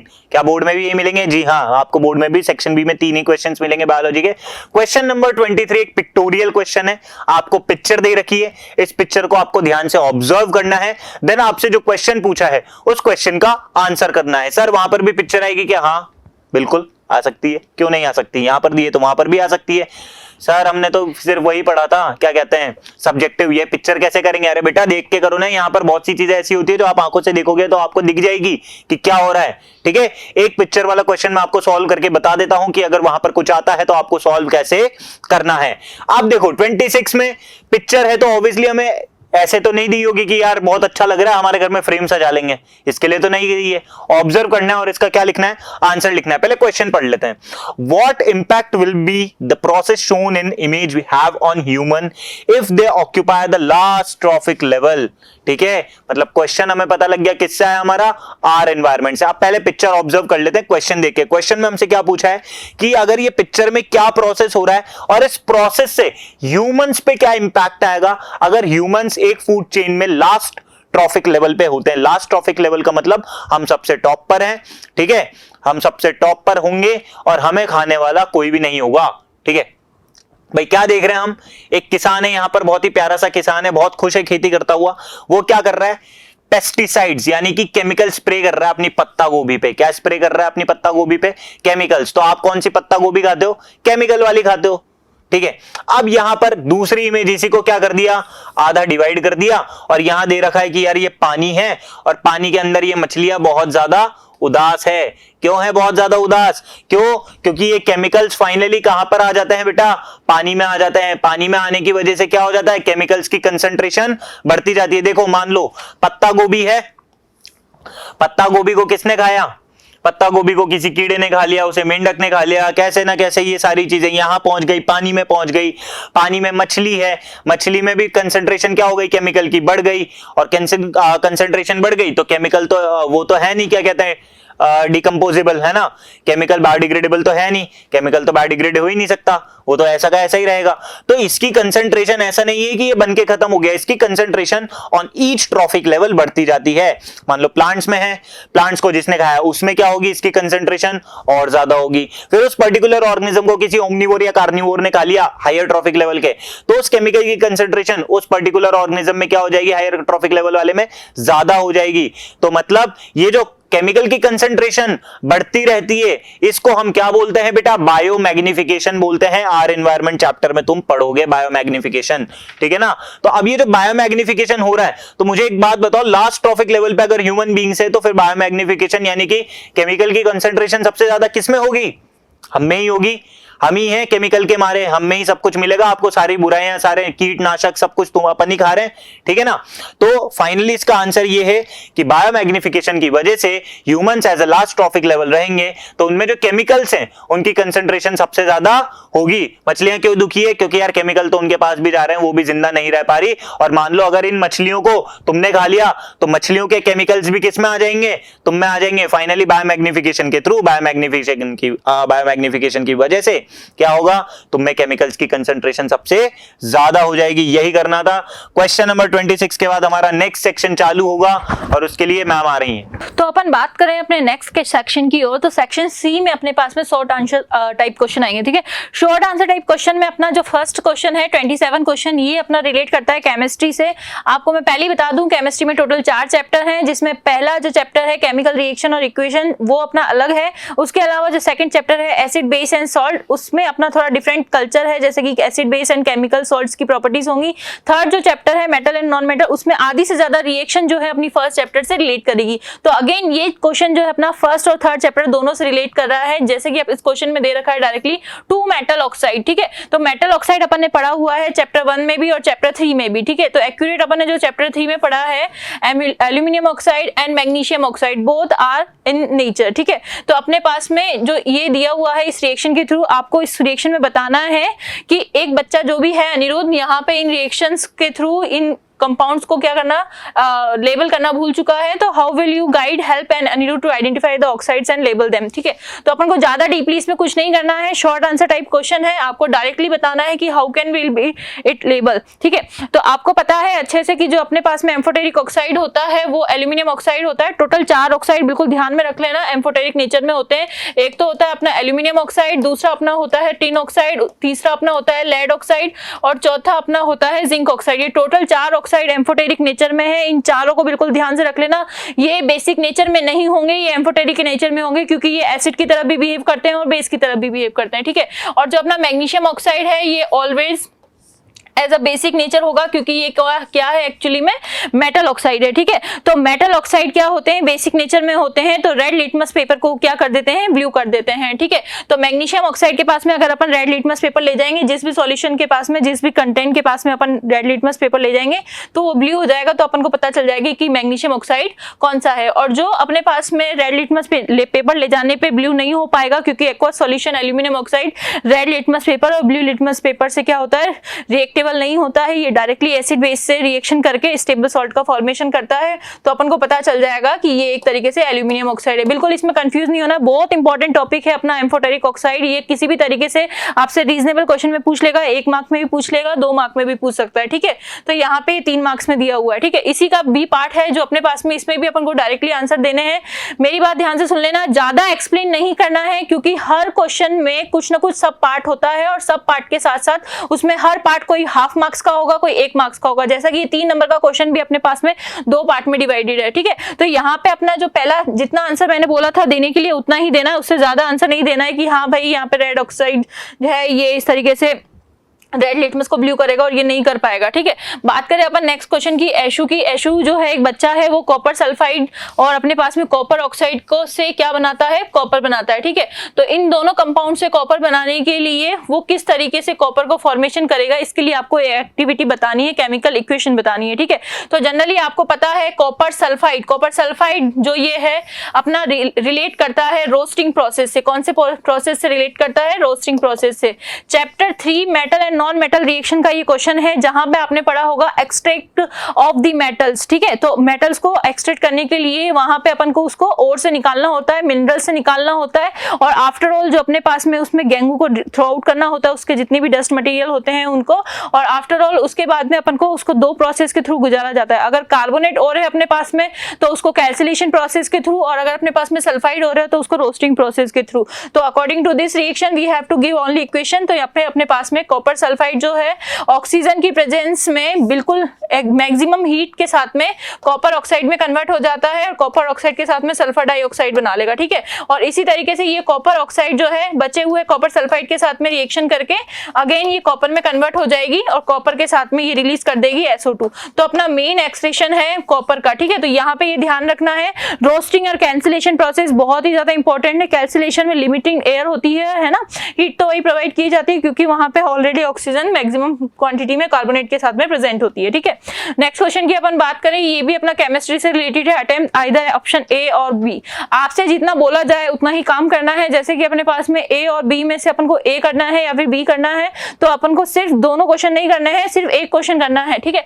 अगर अपन बात करें ए की, जितना बोला जाए उतना ही करना है, कि लाइक एक्स पूछा गया है तो एक्स का 1 मार्क होगा, जेड पूछा गया है तो जेड का 1 मार्क्स होगा। इस तरीके से 3 नंबर का क्वेश्चन ये डिवाइडेड है इस रिएक्शन में, ठीक है।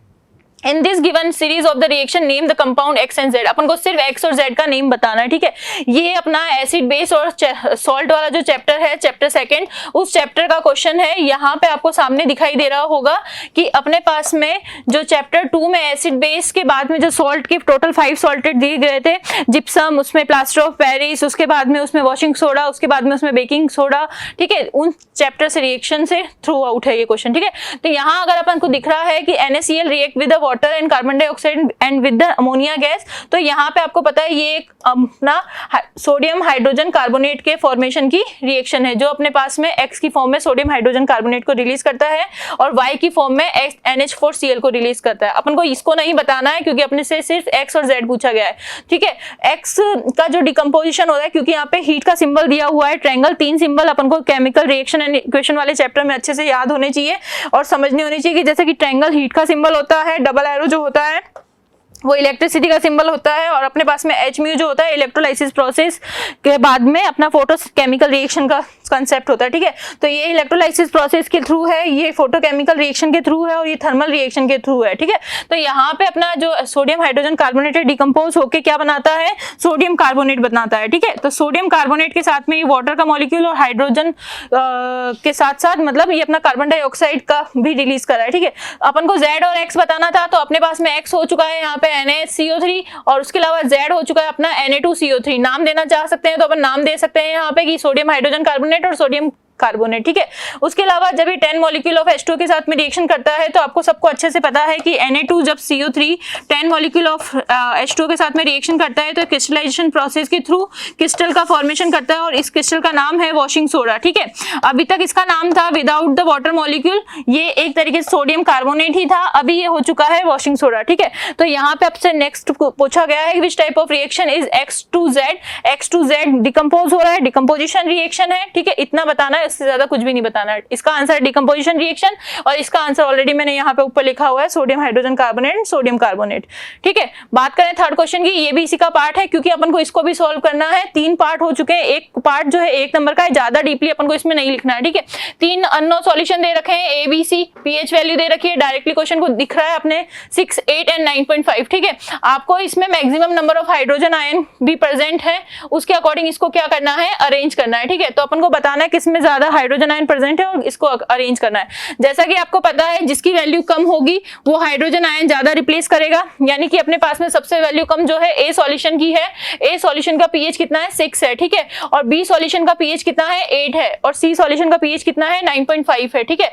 तो अपने पास में C की जो वैल्यू है H+ आयन कंसंट्रेशन से वो कम है, फिर बात करें B की वो कम है, फिर उसके बाद में ए, यानी कि ए का सबसे मैक्सिमम है, बी का मॉडरेट है, उसके बाद सी का सबसे लेस है, क्योंकि ये क्या है 9.5, ये है 8 और ये है अपना 6। अपन को ये इंक्रीजिंग ऑर्डर देना है। इंक्रीजिंग ऑर्डर किसका है? सबसे ज्यादा सॉल्यूशन ए का है, ठीक है। उसके अलावा अपन को maximum number of hydrogen ion present किसके द्वारा हो रहे हैं? ए सॉल्यूशन के द्वारा हो रहे हैं। तो इसमें आंसर अपन को ये बताना है, solution A having a maximum number of hydrogen ion, and इसका सेकंड क्वेश्चन का आंसर है सी बी ए इंक्रीजिंग ऑर्डर के रेशियो में, ठीक है। इससे ज्यादा अपन को इसमें कुछ भी नहीं लिखना है, ठीक है।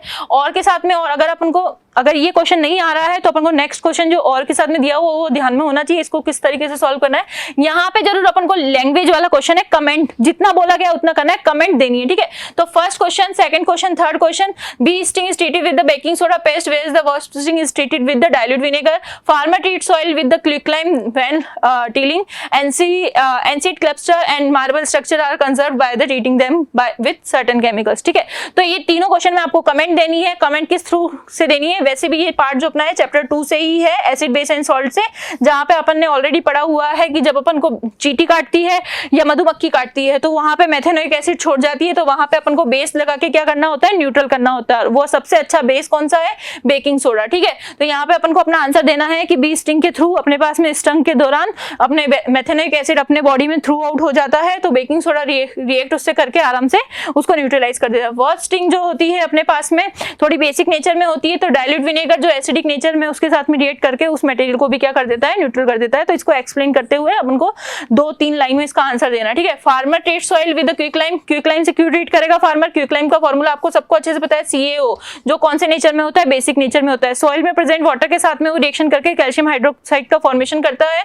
तो यहाँ पे अपना जो सॉइल का मीडियम है न्यूट्रल और बेसिक करना है अपन को। क्यों करना है? एसिडिक मीडियम में सॉइल जो है अच्छे से प्रोडक्शन नहीं कर पाएगी फार्मर के एग्रीकल्चर मीडियम का, ठीक है। तो यहाँ पे अपन को इसलिए क्विकलाइम के साथ में इसको रिएक्ट करवाना है। एंशिएंट स्कल्पचर की बात करें तो आपको अच्छे से पता है, बड़े बड़े ताजमहल और बड़े बड़े कुतुब मीनार बनाए हुए हैं जिनकी रखवाली नहीं हो पा रही है। क्यों नहीं हो पा रही है? क्योंकि रेनफॉल जो है अपना एसिडिक मीडियम में हो जाता है कभी कभी, जब उसका पीएच बिल्कुल ही लेस हो जाता है 5.6 से, तो वहां पे एसिड रेन हो जाती है, ठीक है। तो एसिड रेन के दौरान उसको कंजर्व नहीं किया जा सकता, वो येलोइश कलर में हो जाता है। तो कंजर्व करने के लिए उसको केमिकल से रिएक्ट करवाया जाता है ताकि वो बिल्कुल ही बहुत लॉन्ग टाइम के लिए अच्छे से रहे। तो इसमें कमेंट करके अपन को अपना आंसर देना है एंड रीजन अपना बिल्कुल एकदम एक्यूरेट होना चाहिए। नेक्स्ट क्वेश्चन अपना 29 जो अपन बायोलॉजी से, ठीक है। तो सेक्शन सी से जो पहला क्वेश्चन बायोलॉजी का आएगा वो आपका 29 पे, एंड देन 30 नंबर का क्वेश्चन भी आपका किसका रहेगा बेटा? बायोलॉजी का।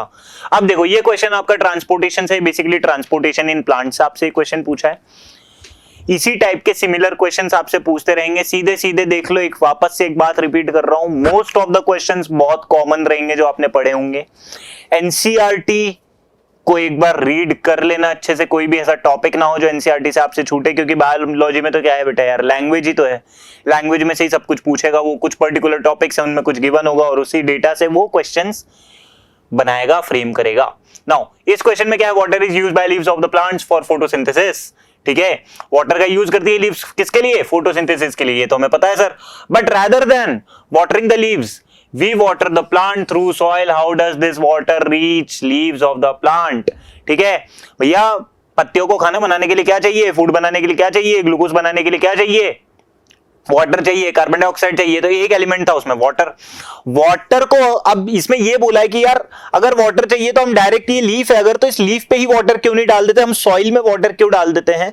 ठीक है। और अगर सॉइल में हम वाटर डालते हैं, सॉइल को वाटर करते हैं, तो वो सॉइल से जो वाटर है वो रूट से ऊपर कैसे आता है? सीधा सीधा आंसर है जाइलम के थ्रू आता है। जो जाइलम वेसल्स होती है, चाहे वो रूट की हो, चाहे वो स्टेम की हो, चाहे वो लीफ की हो, वो जाइलम वेसल्स क्या होती है बेटा? इंटरकनेक्टेड होती है और ट्रांसपिरेशनल पुल के थ्रू सक्शन प्रेशर लगता है और जाइलम वेसल्स के थ्रू वाटर कहां आता है? नीचे से ऊपर, अपवर्ड मूवमेंट ऑफ वाटर होता है from roots to other upper parts of the plant, और इसे हम क्या बोलते हैं? Ascent of sap. यही इसका आंसर है, सिंपल है, आपके एनसीईआरटी में है, आपने पढ़ा होगा, ठीक है। Question number 30 is also from biology and इसके 2 पार्ट्स गिवन है। क्या सर हमें इसमें भी ए या बी में से एक ही क्वेश्चन करना है? नहीं बेटा, यहां पर आपको ऑप्शन नहीं दे रखा। यहां पर आपको ए पार्ट भी करना है और बी पार्ट भी करना है। जहां पर ऑप्शन दे रखा होगा वहां पर आपके बीच में और लगा देगा। क्या यहां पर और है क्या? नहीं, यहां पर और नहीं है, तो आपको दोनों पार्ट से अटेम्प्ट करने हैं। अब मूर्ख की तरह ए और बी में से एक अटेम्प्ट मत करके आ जाना, यहां दोनों अटेम्प्ट करने हैं। क्या है क्वेश्चन?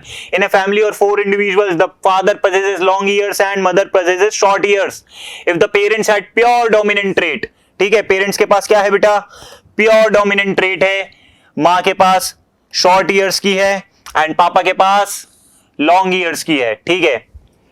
एंड रिसेसिव ट्रेट्स, ठीक है, pure dominant and pure recessive traits है यहां पर रिस्पेक्टिवली। पापा के पास लॉन्ग ईयर्स की प्योर डोमिनेंट ट्रेट है, मदर के पास शॉर्ट ईयर्स की प्योर रिसेसिव ट्रेट है। यानी हमें यहां तो एक चीज तो क्लियर कर दी कि जो लॉन्ग ईयर्स है that is of dominant trait and जो शॉर्ट ईयर्स है that is of recessive trait. फिर क्या पूछा, then calculate the ratio of genetic makeup. इनके जेनेटिक मेकअप का रेशियो बताओ F2 जनरेशन में। मदर फादर कौन सी जनरेशन है, F1 जनरेशन। आप इनका क्या करोगे भाई, कितने कैरेक्टर गिवन है आपको, एक कैरेक्टर गिवन है। एक कैरेक्टर कौन सा है, वो ईयर्स की लेंथ है, ठीक है, लॉन्ग है या शॉर्ट है, तो वो एक कैरेक्टर है, यानी कि कौन सा क्रॉस होगा बेटा, वन कैरेक्टर के लिए मोनो हाइब्रिड क्रॉस होगा। तो जब आप F1 जनरेशन में क्रॉस करवाओगे, कौन सी जनरेशन में, F1 जनरेशन को F1 जनरेशन से क्रॉस कराओगे, तो जो F2 जनरेशन आएगी इसका जेनेटिक मेकअप आपको बताना है कि F2 जनरेशन में क्या आएगा, जो आने वाला ऑफस्प्रिंग रहेंगे उनमें क्या प्रोबेबिलिटी है, क्या रहेगा क्रॉस में, ठीक है, यानी मोनो हाइब्रिड क्रॉस आपको करवा देना है।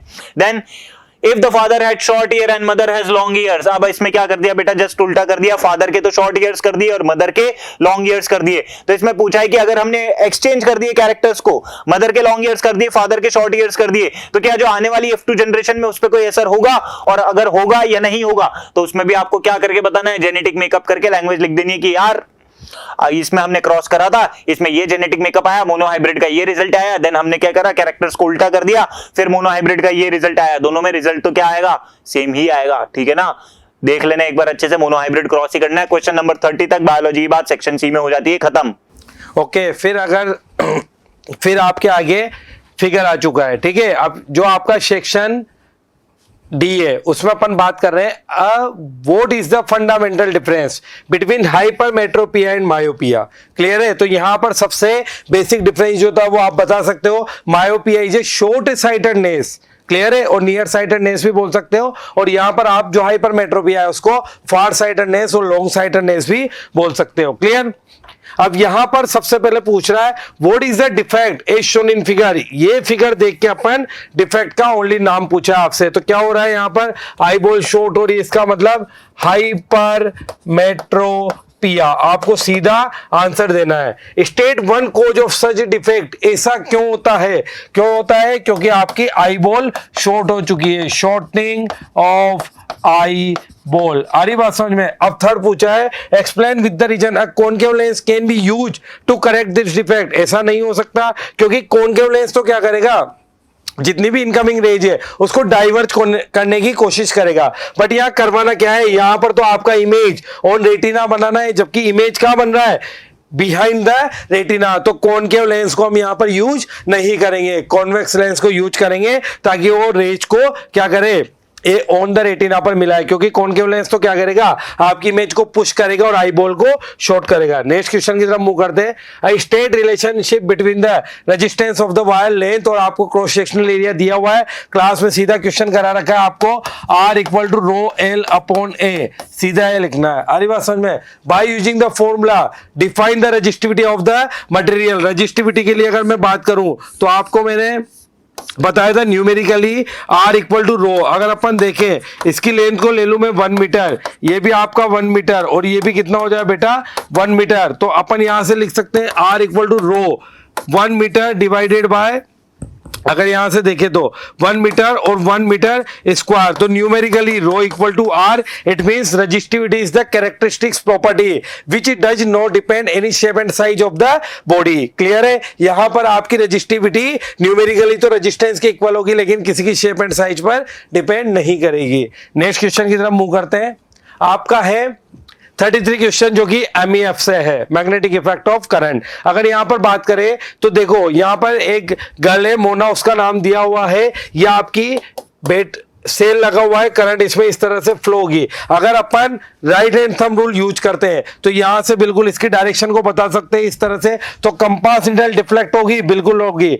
जितनी इसमें करंट ज्यादा होगी उतना ही आपका मैग्नेटिक फील्ड इंडक्शंस की वैल्यू ज्यादा होगी, मैग्नेटिक इंडक्शन की या मैग्नेटिक फ्लक्स डेंसिटी बोल सकते हैं। और जितना अपन कंपास को दूर रखेंगे उतना ही आपकी मैग्नेटिक फील्ड की स्ट्रेंथ कम होती हुई चली जाएगी। तो यहाँ पर सीधा सीधा है बताना है the deflection of the compass needle reduce, कब रिड्यूस होगा, जब अपन इसको गैल्वेनोमीटर को दूर ले जाएंगे। आ रही बात समझ में?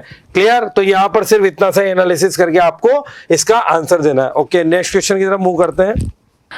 सो जनरली यहाँ पे अपना सेक्शन डी स्टार्ट हो रहा है, सेक्शन सी तक अपना पूरा ऑलरेडी कंप्लीट हो चुका है। यहाँ पे अपना जो 34 क्वेश्चन ये केमिस्ट्री से रिलेटेड है, ये लॉन्ग आंसर टाइप क्वेश्चन है, ठीक है। तो लॉन्ग आंसर टाइप क्वेश्चन में अपन को लॉन्ग आंसर नहीं देना है, सिर्फ अपन को यहाँ पे क्या करना है, जितना क्वेश्चन में पूछा गया है उसके आंसर देने हैं, ठीक है। एक ही क्वेश्चन में आपके पास में 2 या 2 से ज्यादा और 3-4 भी क्वेश्चन हो सकते हैं, तो आपको एक्यूरेट 1 to 1 बाय इस क्वेश्चन को सॉल्व करना है, ठीक है। तो कीर्ति जो पहला क्वेश्चन दे रखा है ए और बी में करना है अपन को, है ना, ए करना है या फिर बी करना है, ठीक है।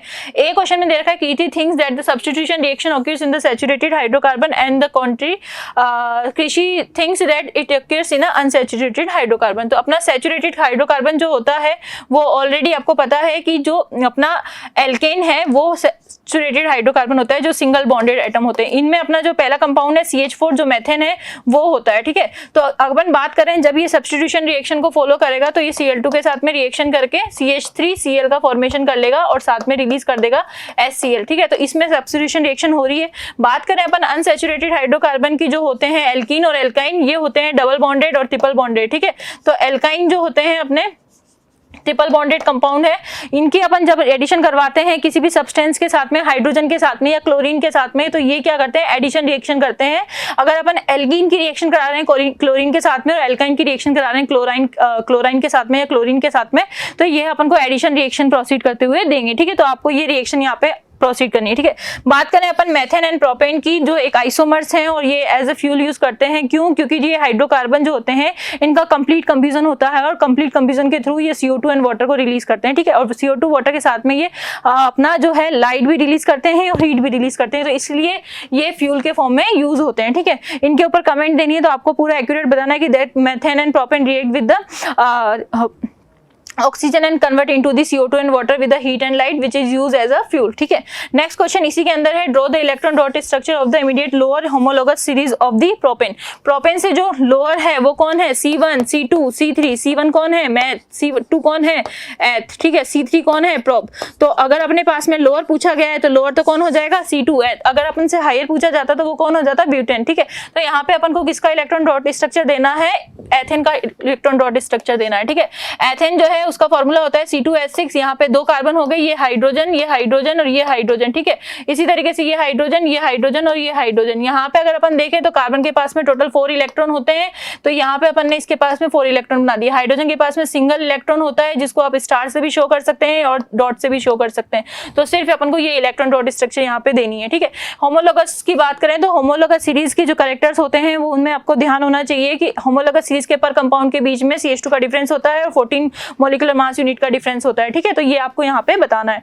उसके अलावा अगर अपन थर्ड क्वेश्चन की बात करें, नेक्स्ट क्वेश्चन की, यहाँ पे मिक्सचर दे रखा है ऑक्सीजन और एथीन का, ठीक है। तो ऑक्सीजन और एथीन का मिक्सचर ही यूज करते हैं, ना कि एथीन और अपने पास में एयर का, क्योंकि एयर में और भी पॉल्यूटेंट होते हैं जिसकी वजह से वो पूरा कंप्लीट कंब्यूजन नहीं हो पाता है। जबकि अगर अपन एथीन और ऑक्सीजन का कंब्यूजन करते हैं तो वो बिल्कुल अच्छे से बर्न करने में काम आता है, क्योंकि वो प्रॉपर फ्यूल प्रोवाइड करता है, ठीक है।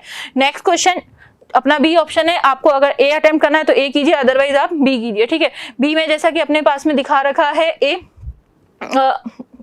जो अपना दिखा रखा है ए और बी जो है, ए है अपना sodium salt of a long chain carboxylic acid और बी जो है अपना long chain of sulphonic acid. Sodium salt से रिलेट करता है, सोप से रिलेट करता है, और जो अपना सल्फोनिक एसिड है वो किससे रिलेट करता है, डिटर्जेंट से रिलेट करता है, ठीक है। तो डिटर्जेंट जो है अपने पास में कैल्शियम और मैग्नीशियम जो हार्ड अपनी प्रिसिपिटेट होते हैं उसके साथ में रिएक्शन कर लेते हैं। तो आपको यहाँ पे बताना है कौन सा प्रीफर होगा अंडरग्राउंड वाटर के लिए। अंडरग्राउंड वाटर में प्रेजेंट होता है कैल्शियम एंड मैग्नीशियम। जो कैल्शियम और मैग्नीशियम होते हैं ये सिर्फ रिएक्ट कर पाते हैं डिटर्जेंट के साथ में और यहाँ पे प्रिसिपिटेट का फॉर्मेशन कर लेते हैं, ठीक है। तो यहाँ पे सॉल्यूशन ए जो है अपना वो बिल्कुल यूजफुल है इसके लिए क्लीनिंग एजेंट के थ्रू पे। तो आपको ये पूरा एक्सप्लेन करके बताना है कि how can it will be possible. Second question इसी से रिलेट करता है, क्लींजिंग एक्शन बताना है, मिसेल का फॉर्मेशन बताना है। सबको अच्छे से पता है मिसेल का डायग्राम। मिसेल के डायग्राम में इस तरीके की स्ट्रक्चर होती है। इस स्ट्रक्चर में अपने पास में जो फॉर्मेशन होता है 2 कंपाउंड के सॉल्यूशन से होता है, जैसे कि Na जो अपना एथेनोइट वाला पार्ट है वो बीच में रह जाता है यहाँ पे ऑयल ड्रॉपलेट होती है जो हाइड्रोफोबिक वाले सॉल्यूशन के साथ में रिएक्ट करती है और सोडियम प्लस जो है अपना हाइड्रोफिलिक पार्ट के साथ में रिएक्ट करेगा। तो यहाँ पे अपन को जो बता देती हूँ मैं ध्यान से, एक तो पूरा प्रोसेस बताना है मिसेल का, उसके साथ में उसकी स्ट्रक्चर बिल्कुल शो करनी है बिल्कुल नेम के साथ में कि कहाँ पे Na रहेगा, कहाँ पे क्या रहेगा, ठीक है। Right the chemical equation for the preparation of a soap. तो यहाँ पे अपने पास में ईथर दे रखा है, सॉरी ईथर नहीं एस्टर दे रखा है। एस्टर की अपन को रिएक्शन करानी है NaOH के साथ में और NaOH के साथ में रिएक्शन करके कन्वर्ट हो जाएगा सोप में और सोप का फॉर्मूला बन जाएगा यहाँ पे CH3COO Na और साथ में इसका जो प्रोडक्टिव कंपाउंड है वो रिलीज होगा CH3OH एज अ मेथेनॉल। तो यहाँ पे मेथेनॉल और सोप का फॉर्मेशन हो चुका है। नेम ऑफ दिस प्रोसेस आपको ध्यान होना चाहिए, सोप के फॉर्मेशन की रिएक्शन को बोलते हैं सेपोनिफिकेशन रिएक्शन, ठीक है। सेपोनिफिकेशन रिएक्शन है और रिएक्शन देनी है, इससे ज्यादा इसे क्वेश्चन में कुछ भी आंसर नहीं करना है, ठीक है। मेन मेजर पार्ट जो यहाँ है और इस क्वेश्चन का आपको आंसर लैंग्वेज में देना है। नेक्स्ट क्वेश्चन आपका बायोलॉजी से related, it will be soluble by now. तो भैया क्वेश्चन नंबर 35 आ गया फिर से बायोलॉजी से। और कितने क्वेश्चन है भैया? ये एक क्वेश्चन 5 मार्क्स का, इसके बाद एक क्वेश्चन आएगा आपका केस स्टडी का, वो 4 मार्क्स का होगा। तो this is the 5 marks question. फिर से एक स्टेटमेंट बेस्ड क्वेश्चन है, इधर भी दे दिया अटेम्प्ट आइदर ऑप्शन ए और बी। या तो आपको ऑप्शन ए ही अटेम्प्ट करना है या फिर आपको ऑप्शन बी ही अटेम्प्ट करना है, दोनों मत करके आ जाना। फिर से बता रहा हूं, मूर्ख कहलाओगे, ठीक है। और ऐसा भी मत करना आधा सर हमने ए का कर लिया, आधा हमने बी का कर लिया, अब हमें फुल मार्क्स मिलने चाहिए। इस केस में सीबीएसई क्या करेगा, जिस क्वेश्चन में आपको ज्यादा मार्किंग मिल रही होगी, जो क्वेश्चन आपने अच्छे से करा होगा, उसे चेक करेगा। अब मान लो आपने ये वाला क्वेश्चन भी कर दिया, ए पार्ट भी कर दिया एंड बी पार्ट भी कर दिया, तो ए पार्ट में अगर आपके 3 मार्क्स आ रहे हैं, बी पार्ट में अगर आपके 2 मार्क्स आ रहे हैं, तो सीबीएसई किसे सही करेगा, आपके ए पार्ट को सही कर देगा, क्योंकि उसमें 3 आ रहे हैं। ऐसा नहीं है कि आपको 3 और 2 करके 5 कर देगा, ऐसा कुछ भी नहीं करेगा। अब क्वेश्चन नंबर 35 के ए की बात करें, the image shows a banana plant which is growing with the help of suckers, ठीक है। बनाना प्लांट है जो सकर्स की मदद से ग्रो कर रहा है। These suckers are small plant stem outgrowths. क्या है ये स्टेम की क्या है, आउटग्रोथ्स है, जिन्हें हमने क्या बोला बेटा, सकर्स बोला, which can be separated from the main plant. ये मेन प्लांट से सेपरेट हो सकती है और प्लांटेड सेपरेटली, इन्हें हम सेपरेटली प्लांट कर सकते हैं। They will grow into a new plant. भैया क्या है, एक बनाना प्लांट है, उसके आउटग्रोथ्स निकल रही है जिन्हें हमने सकर्स बोला है। इसे मेन प्लांट से सेपरेट करके आप कहीं पर सो कर दो, कहीं पर वापस से ग्रो करने के लिए रख दो, और ये नए प्लांट पे क्या हो जाएगी बेटा, कन्वर्ट हो जाएंगी। तो अब इससे रिलेटेड क्या क्वेश्चन दिए हमें, question 1, give the name and type of reproduction. Reproduction का नेम बताना है और उसका टाइप बताना है, जो इमेज में आपको दे रखा है कि यार आप इधर से इधर उस प्लांट के किसी पार्ट को अगर आप ग्रो करवाओगे तो क्या होगा। देन उसके बाद question number 2, list 2 advantages of this reproduction method. इस पर्टिकुलर मेथड के आपको कितने एडवांटेज बताने हैं बेटा, 2 एडवांटेज बताने हैं कि इस टाइप के रिप्रोडक्टिव मेथड को अगर फार्मर्स यूज करेंगे तो उनका क्या फायदा होगा। Question 3, the above plant produces male flowers. अगर ऊपर वाला प्लांट मेल फ्लावर्स प्रोड्यूस कर रहा है, explain how this plant will be involved in the process of pollination. तो फिर क्या होगा, ऐसा क्या प्रोसेस है जिससे ये मेल फ्लावर्स अगर प्रोड्यूस कर रहा है तो ये पॉलिनेशन में कैसे इन्वॉल्व है, क्यों पॉलिनेटर्स इसकी तरफ आएंगे, ठीक है ना। लास्ट क्वेश्चन इसका 4th पार्ट दे रखा है, Why is the offspring of banana plant is not absolutely identical। देखो आइडेंटिकल वाला पार्ट आ गया, इसका मतलब हमें क्या समझना है, हमें ये समझने की जरूरत है कि जब कोई भी ऑफस्प्रिंग आता है तो वो 100% सिमिलर नहीं होता। डीएनए कॉपिंग के टाइम कुछ ना कुछ एरर तो उसमें आता ही आता है, ठीक है। तो ये 4 क्वेश्चन है, इसके आंसर दे रखे हैं। 5 मार्क्स कैसे हुए, ये आपका 1 मार्क्स का है। 2 एडवांटेजेस बताने हैं तो 2 एडवांटेजेस के 2 मार्क्स आपको दे दिए, 3 एंड 5, ठीक है। यहाँ 4 एंड 5 ये आपके 5 मार्क्स के कंप्लीट होते हैं। देन इसी का बी पार्ट, अगर आपको मान लीजिए ए पार्ट नहीं आया था तो बी पार्ट अटेम्प्ट करिए, दोनों नहीं करने। Image shows a developing fetus in a mother's womb. The developing fetus is connected to a placenta, ठीक है। वॉम्ब में यानी कि यूट्रस में एक बेबी क्या कर रहा है, डेवलप कर रहा है, और बेबी किससे कनेक्टेड है, एक प्लेसेंटा से कनेक्टेड है। प्लेसेंटा हमें पता है, हमने पढ़ा है। उसके बाद प्लेसेंटा किससे कनेक्टेड है, अम्बिलिकल कॉर्ड से। The umbilical vein and the artery runs inside the umbilical cord. Umbilical cord के अंदर अम्बिलिकल वेन और अम्बिलिकल आर्टरी क्या करती है बेटा, प्रेजेंट होती है। फिर हमसे क्या क्वेश्चन पूछा है, हमसे क्वेश्चन पूछा है बेटा, हमसे पूछा है name 2 substances that move through the blood vessels, ठीक है। ब्लड वेसल्स के थ्रू कौन से 2 सब्सटेंसेस मूव करते हैं, यानी कि सीधा सीधा बता दो कि ब्लड में क्या क्या मूव करता है। गैसेस मूव करती है, न्यूट्रिएंट्स मूव करते हैं, एक्सक्रीटरी मटेरियल मूव करता है। जो तुम्हारी मर्जी वो लिख दो, 2 सब्सटेंसेस तुम्हें लिखने हैं। मर्जी में ऐसा भी नहीं है कि कुछ बाहर की चीज लिख दी जो थी नहीं, ठीक है। फिर if the placenta is less villi how it will affect the babies growth. अब वो जो मैंने बोला था अनकॉमन क्वेश्चन, अनयूजुअल क्वेश्चन जो कभी कभी आ जाते हैं, इनमें से एक ये है if the placenta is less villi. Villi क्या करती है? विलाई फोल्डिंग सी तो होती है, और अगर फोल्डिंग से तो क्या बढ़ाएगी? सरफेस एरिया बढ़ाएगी। अगर विलाई नहीं होगी तो सरफेस एरिया क्या हो जाएगा? कम हो जाएगा। और अगर सरफेस एरिया कम हो जाएगा तो इससे क्या नुकसान होगा बेटा? इससे न्यूट्रिएंट्स और जो गैसेज हैं वो कम अमाउंट में वहां तक पहुंचेगी, कम एक्सचेंज होगा उनका, और न्यूट्रिएंट्स गैसेज का अगर कम एक्सचेंज होगा तो बेबी की ग्रोथ पे ऑब्वियसली असर पड़ेगा, क्योंकि उसे न्यूट्रिएंट्स क्या मिल रहे हैं? कम मिल रहे हैं। ये वो ट्रिकी क्वेश्चन था जो आप लोगों को क्या करना है? याद करना है। अब इसके और दो पार्ट्स हैं हमारे पास। Question number 3, name the region where embryo develops. बता देना बेटा फीमेल की बॉडी में कहां पर एम्ब्रियो डेवलप होता है और वो नरिश होता है, ठीक है। Explain this region is adopted for nourishment. ये रीजन जहां पर बेबी डेवलप हो रहा है वो बेबी की ग्रोथ के लिए कैसे अडेप्टेड है, बेबी के नरिशमेंट के लिए कैसे अडेप्टेड है, ये भी बता देना। उसके बाद क्वेश्चन नंबर 4 2 मार्क्स का है, यानी कि कितने पार्ट्स में डिवाइडेड है? 2 पार्ट्स में और डिवाइड कर दिया फोर्थ को। इतने सारे पार्ट्स है बेटा, ये याद रखना। जो क्वेश्चन दे रखा है उसे लाइन टू लाइन लिख के आ जाना, ज्यादा दिमाग लगाने की जरूरत नहीं है। महाभारत लिख के नहीं आनी, फिर से कह रहा हूं। क्वेश्चन पूछा उसका सीधा आंसर लिख देना। Some of the foetal cell fall into the amniotic fluid and can be corrected by careful procedure. The cells were screened and found to be contain XY chromosome। ये बोला है amniotic fluid होता है uterus में जो fluid present होता है, baby वाला फ्लूइड है ना। अब उसमें क्या सेल्स थे, ठीक है। उन सेल्स को हमने क्या करा? एक्सट्रैक्ट करा। उन सेल्स को हमने कलेक्ट करा किसी प्रोसीजर से, और उसके बाद हमने देखा सेल्स को ऑब्जर्व करने में कि उनमें कौन से क्रोमोसोम मिला है? XY। अगर XY क्रोमोसोम है तो क्या पूछा है? सेक्स ऑफ फीटस, यानी फीटस का कौन सा जेंडर होगा? कौन सा जेंडर होगा बेटा? मेल होंगे, ठीक है। XY क्रोमोसोम मेल में मिलते हैं और XX जो क्रोमोसोम होते हैं वो किस में मिलते हैं? फीमेल्स में मिलते हैं हमें। उसके अलावा how is this prenatal sex determination misuse. ये आपसे पूरा जनरल सवाल पूछ ले कि प्रीनेटल सेक्स डिटरमिनेशन, बच्चे के बर्थ से पहले अगर आप उसका सेक्स डिटरमाइन करते हो तो क्या नुकसान है उसके? बेबी गर्ल होती थी तो पुराने जमाने में क्या कर दिया जाता था? उसे फीटस में ही किल कर दिया जाता था, क्योंकि लोगों को क्या चाहिए होता था? बॉय चाहिए होता था। उनकी सोच बदलने की जरूरत थी। ये उस तरीके का क्वेश्चन है, सीधा सीधा आप आंसर लिख के आ जाना, मन से भी बनाओगे तो चलेगा। नेक्स्ट क्वेश्चन होगा फिजिक्स से। ओके, सो नेक्स्ट क्वेश्चन है अपना फिजिक्स का। यहाँ पर सबसे पहले देखना है attempt either option A and B, या तो ए वाला अटेम्प्ट करना है, बी वाला अटेम्प्ट करना है। वही सबसे पहले सर्किट का एनालिसिस करना है। 12 वोल्ट की बैटरी दी हुई है आपको, R1। अब ये दोनों रजिस्टर पैरेलल में लगे हुए हैं तो ऑब्वियसली बात है इन दोनों पर पोटेंशियल ड्रॉप सेम होगा। 4 × 1.5 यानी कि कितना आ गया? 6 वोल्ट। तो 6 वोल्ट यहाँ है तो R2 पर भी कितना होगा? 6 वोल्ट होगा। आ रही बात समझ में? यहाँ पर कितना होगा आपका? 2 × 2 = IR, तो कितना हो गया बेटा? 4 वोल्ट। 6 और 4 तो यहाँ पर चला गया 12 में से, तो कितना बचा अपने पास? 2 वोल्ट, जो कि यहां पर अपना पोटेंशियल ड्रॉप होगा R1 के अक्रॉस। अब सबसे पहले बात कर लेते हैं, वो सब अपना एनालिसिस कर लिया। अब जो क्वेश्चन से पूछा जाए वो देख लेते हैं। पोटेंशियल डिफरेंस अक्रॉस R2, तो R2 अपना कौन सा रेजिस्टेंस है? ये वाला, दोनों पैरेलल में तो 6 volt. Value of the resistance R2, यहां पर अपन को R2 की वैल्यू बतानी है, तो V = IR। यहां पर भी 6 जाएगा। यहां पर 2 एम्पियर की करंट आ रही है तो यहां कितनी आ रही है? 0.5, तो 6/0.5 तो कितना हो गया बेटा? 12 ओम का यहां पर इसका आंसर आ गया। वैल्यू ऑफ रेजिस्टेंस R1, तो R1 कितना लगा हुआ है अपने पास? यहां पर, यहां से अपन R1 भी यूजिंग ओम लॉ कैलकुलेट कर लेंगे। नेक्स्ट क्वेश्चन की तरफ मूव करते हैं। अगेन सर्किट है, या तो ए करना है या बी करना है।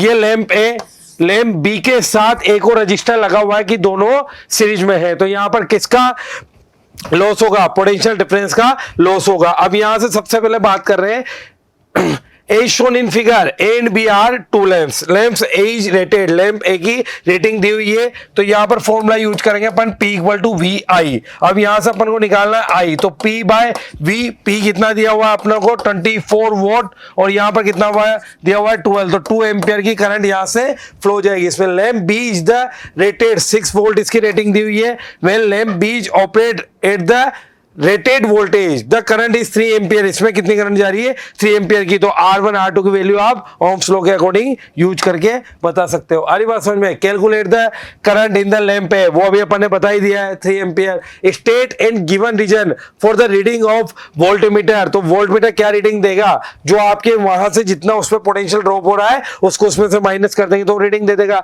Calculate the resistance R2 using ohm law. आप R2 की वैल्यू बता सकते हो, एज वेल एज R1 की वैल्यू भी अपन यहाँ पर बता सकते हैं। क्लियर? ओके। तो अपना नेक्स्ट सेक्शन है section E. Section E is related to the case based study question. या तो इसमें आपको पूरा सॉल्यूशन दिया हुआ रहेगा या फिर आपको इसमें रिएक्शन दी हुई रहेगी, ठीक है, या फिर आपको पैरा दिया हुआ रहेगा, पैरा से रिलेटेड क्वेश्चन होंगे, उन क्वेश्चन को अटेम्प्ट करना होगा। जैसा कि अपना 37 क्वेश्चन नंबर जो है केमिस्ट्री से रिलेटेड है, यहाँ पे आपको टोटल 5 रिएक्शन दे रखी है। अभी ये क्वेश्चन नहीं है, सिर्फ ये आपके सामने रिप्रेजेंटेशन है, एक तरीके से पैराग्राफ है। इस पैराग्राफ के अकॉर्डिंग अपन को आइडिया लगाना है और आइडिया लगा के जो अपने पास में नेक्स्ट क्वेश्चन दे रखे हैं ABC, इसको क्या करना है, अटेम्प्ट करना है, ठीक है। तो अपन एक बार आइडिया लगा लेते हैं आपके सामने। जैसा कि यहाँ पे प्रोसेस दे रखा है, इलेक्ट्रोलाइसिस प्रोसेस बना हुआ है caustic soda. You know the very well formula of the caustic soda is the NaOH, ठीक है। NaOH का फॉर्मेशन कब हुआ होगा, जब यहाँ पे कुछ ना कुछ ऐसा सब्सटेंस प्रेजेंट होगा जिसमें Na है। तो यहाँ पे NaCl सॉल्ट जब वाटर के साथ में रिएक्शन करेगी तो इलेक्ट्रोलाइसिस प्रोसेस के थ्रू XYZ रिलीज करती है।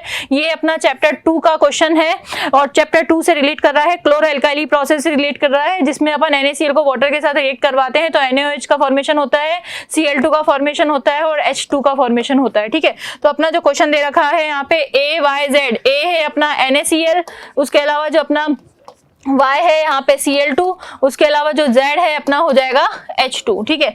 नेक्स्ट अपन आते हैं, अपन का जो क्लेरिफाई करना है यहाँ पे, जैसा कि अपन को अब बताना है P and R और M बताना है। तो P M R M बताने के लिए अपन को M यहाँ पे फॉर्मेशन हो रहा है, वो भी इलेक्ट्रोलाइसिस प्रोसेस के थ्रू। यहाँ पे A है अपना NaCl जो मोल्टन स्टेट में इलेक्ट्रोलाइसिस होके Na का फॉर्मेशन करेगा। Na is the metal on form on cathode.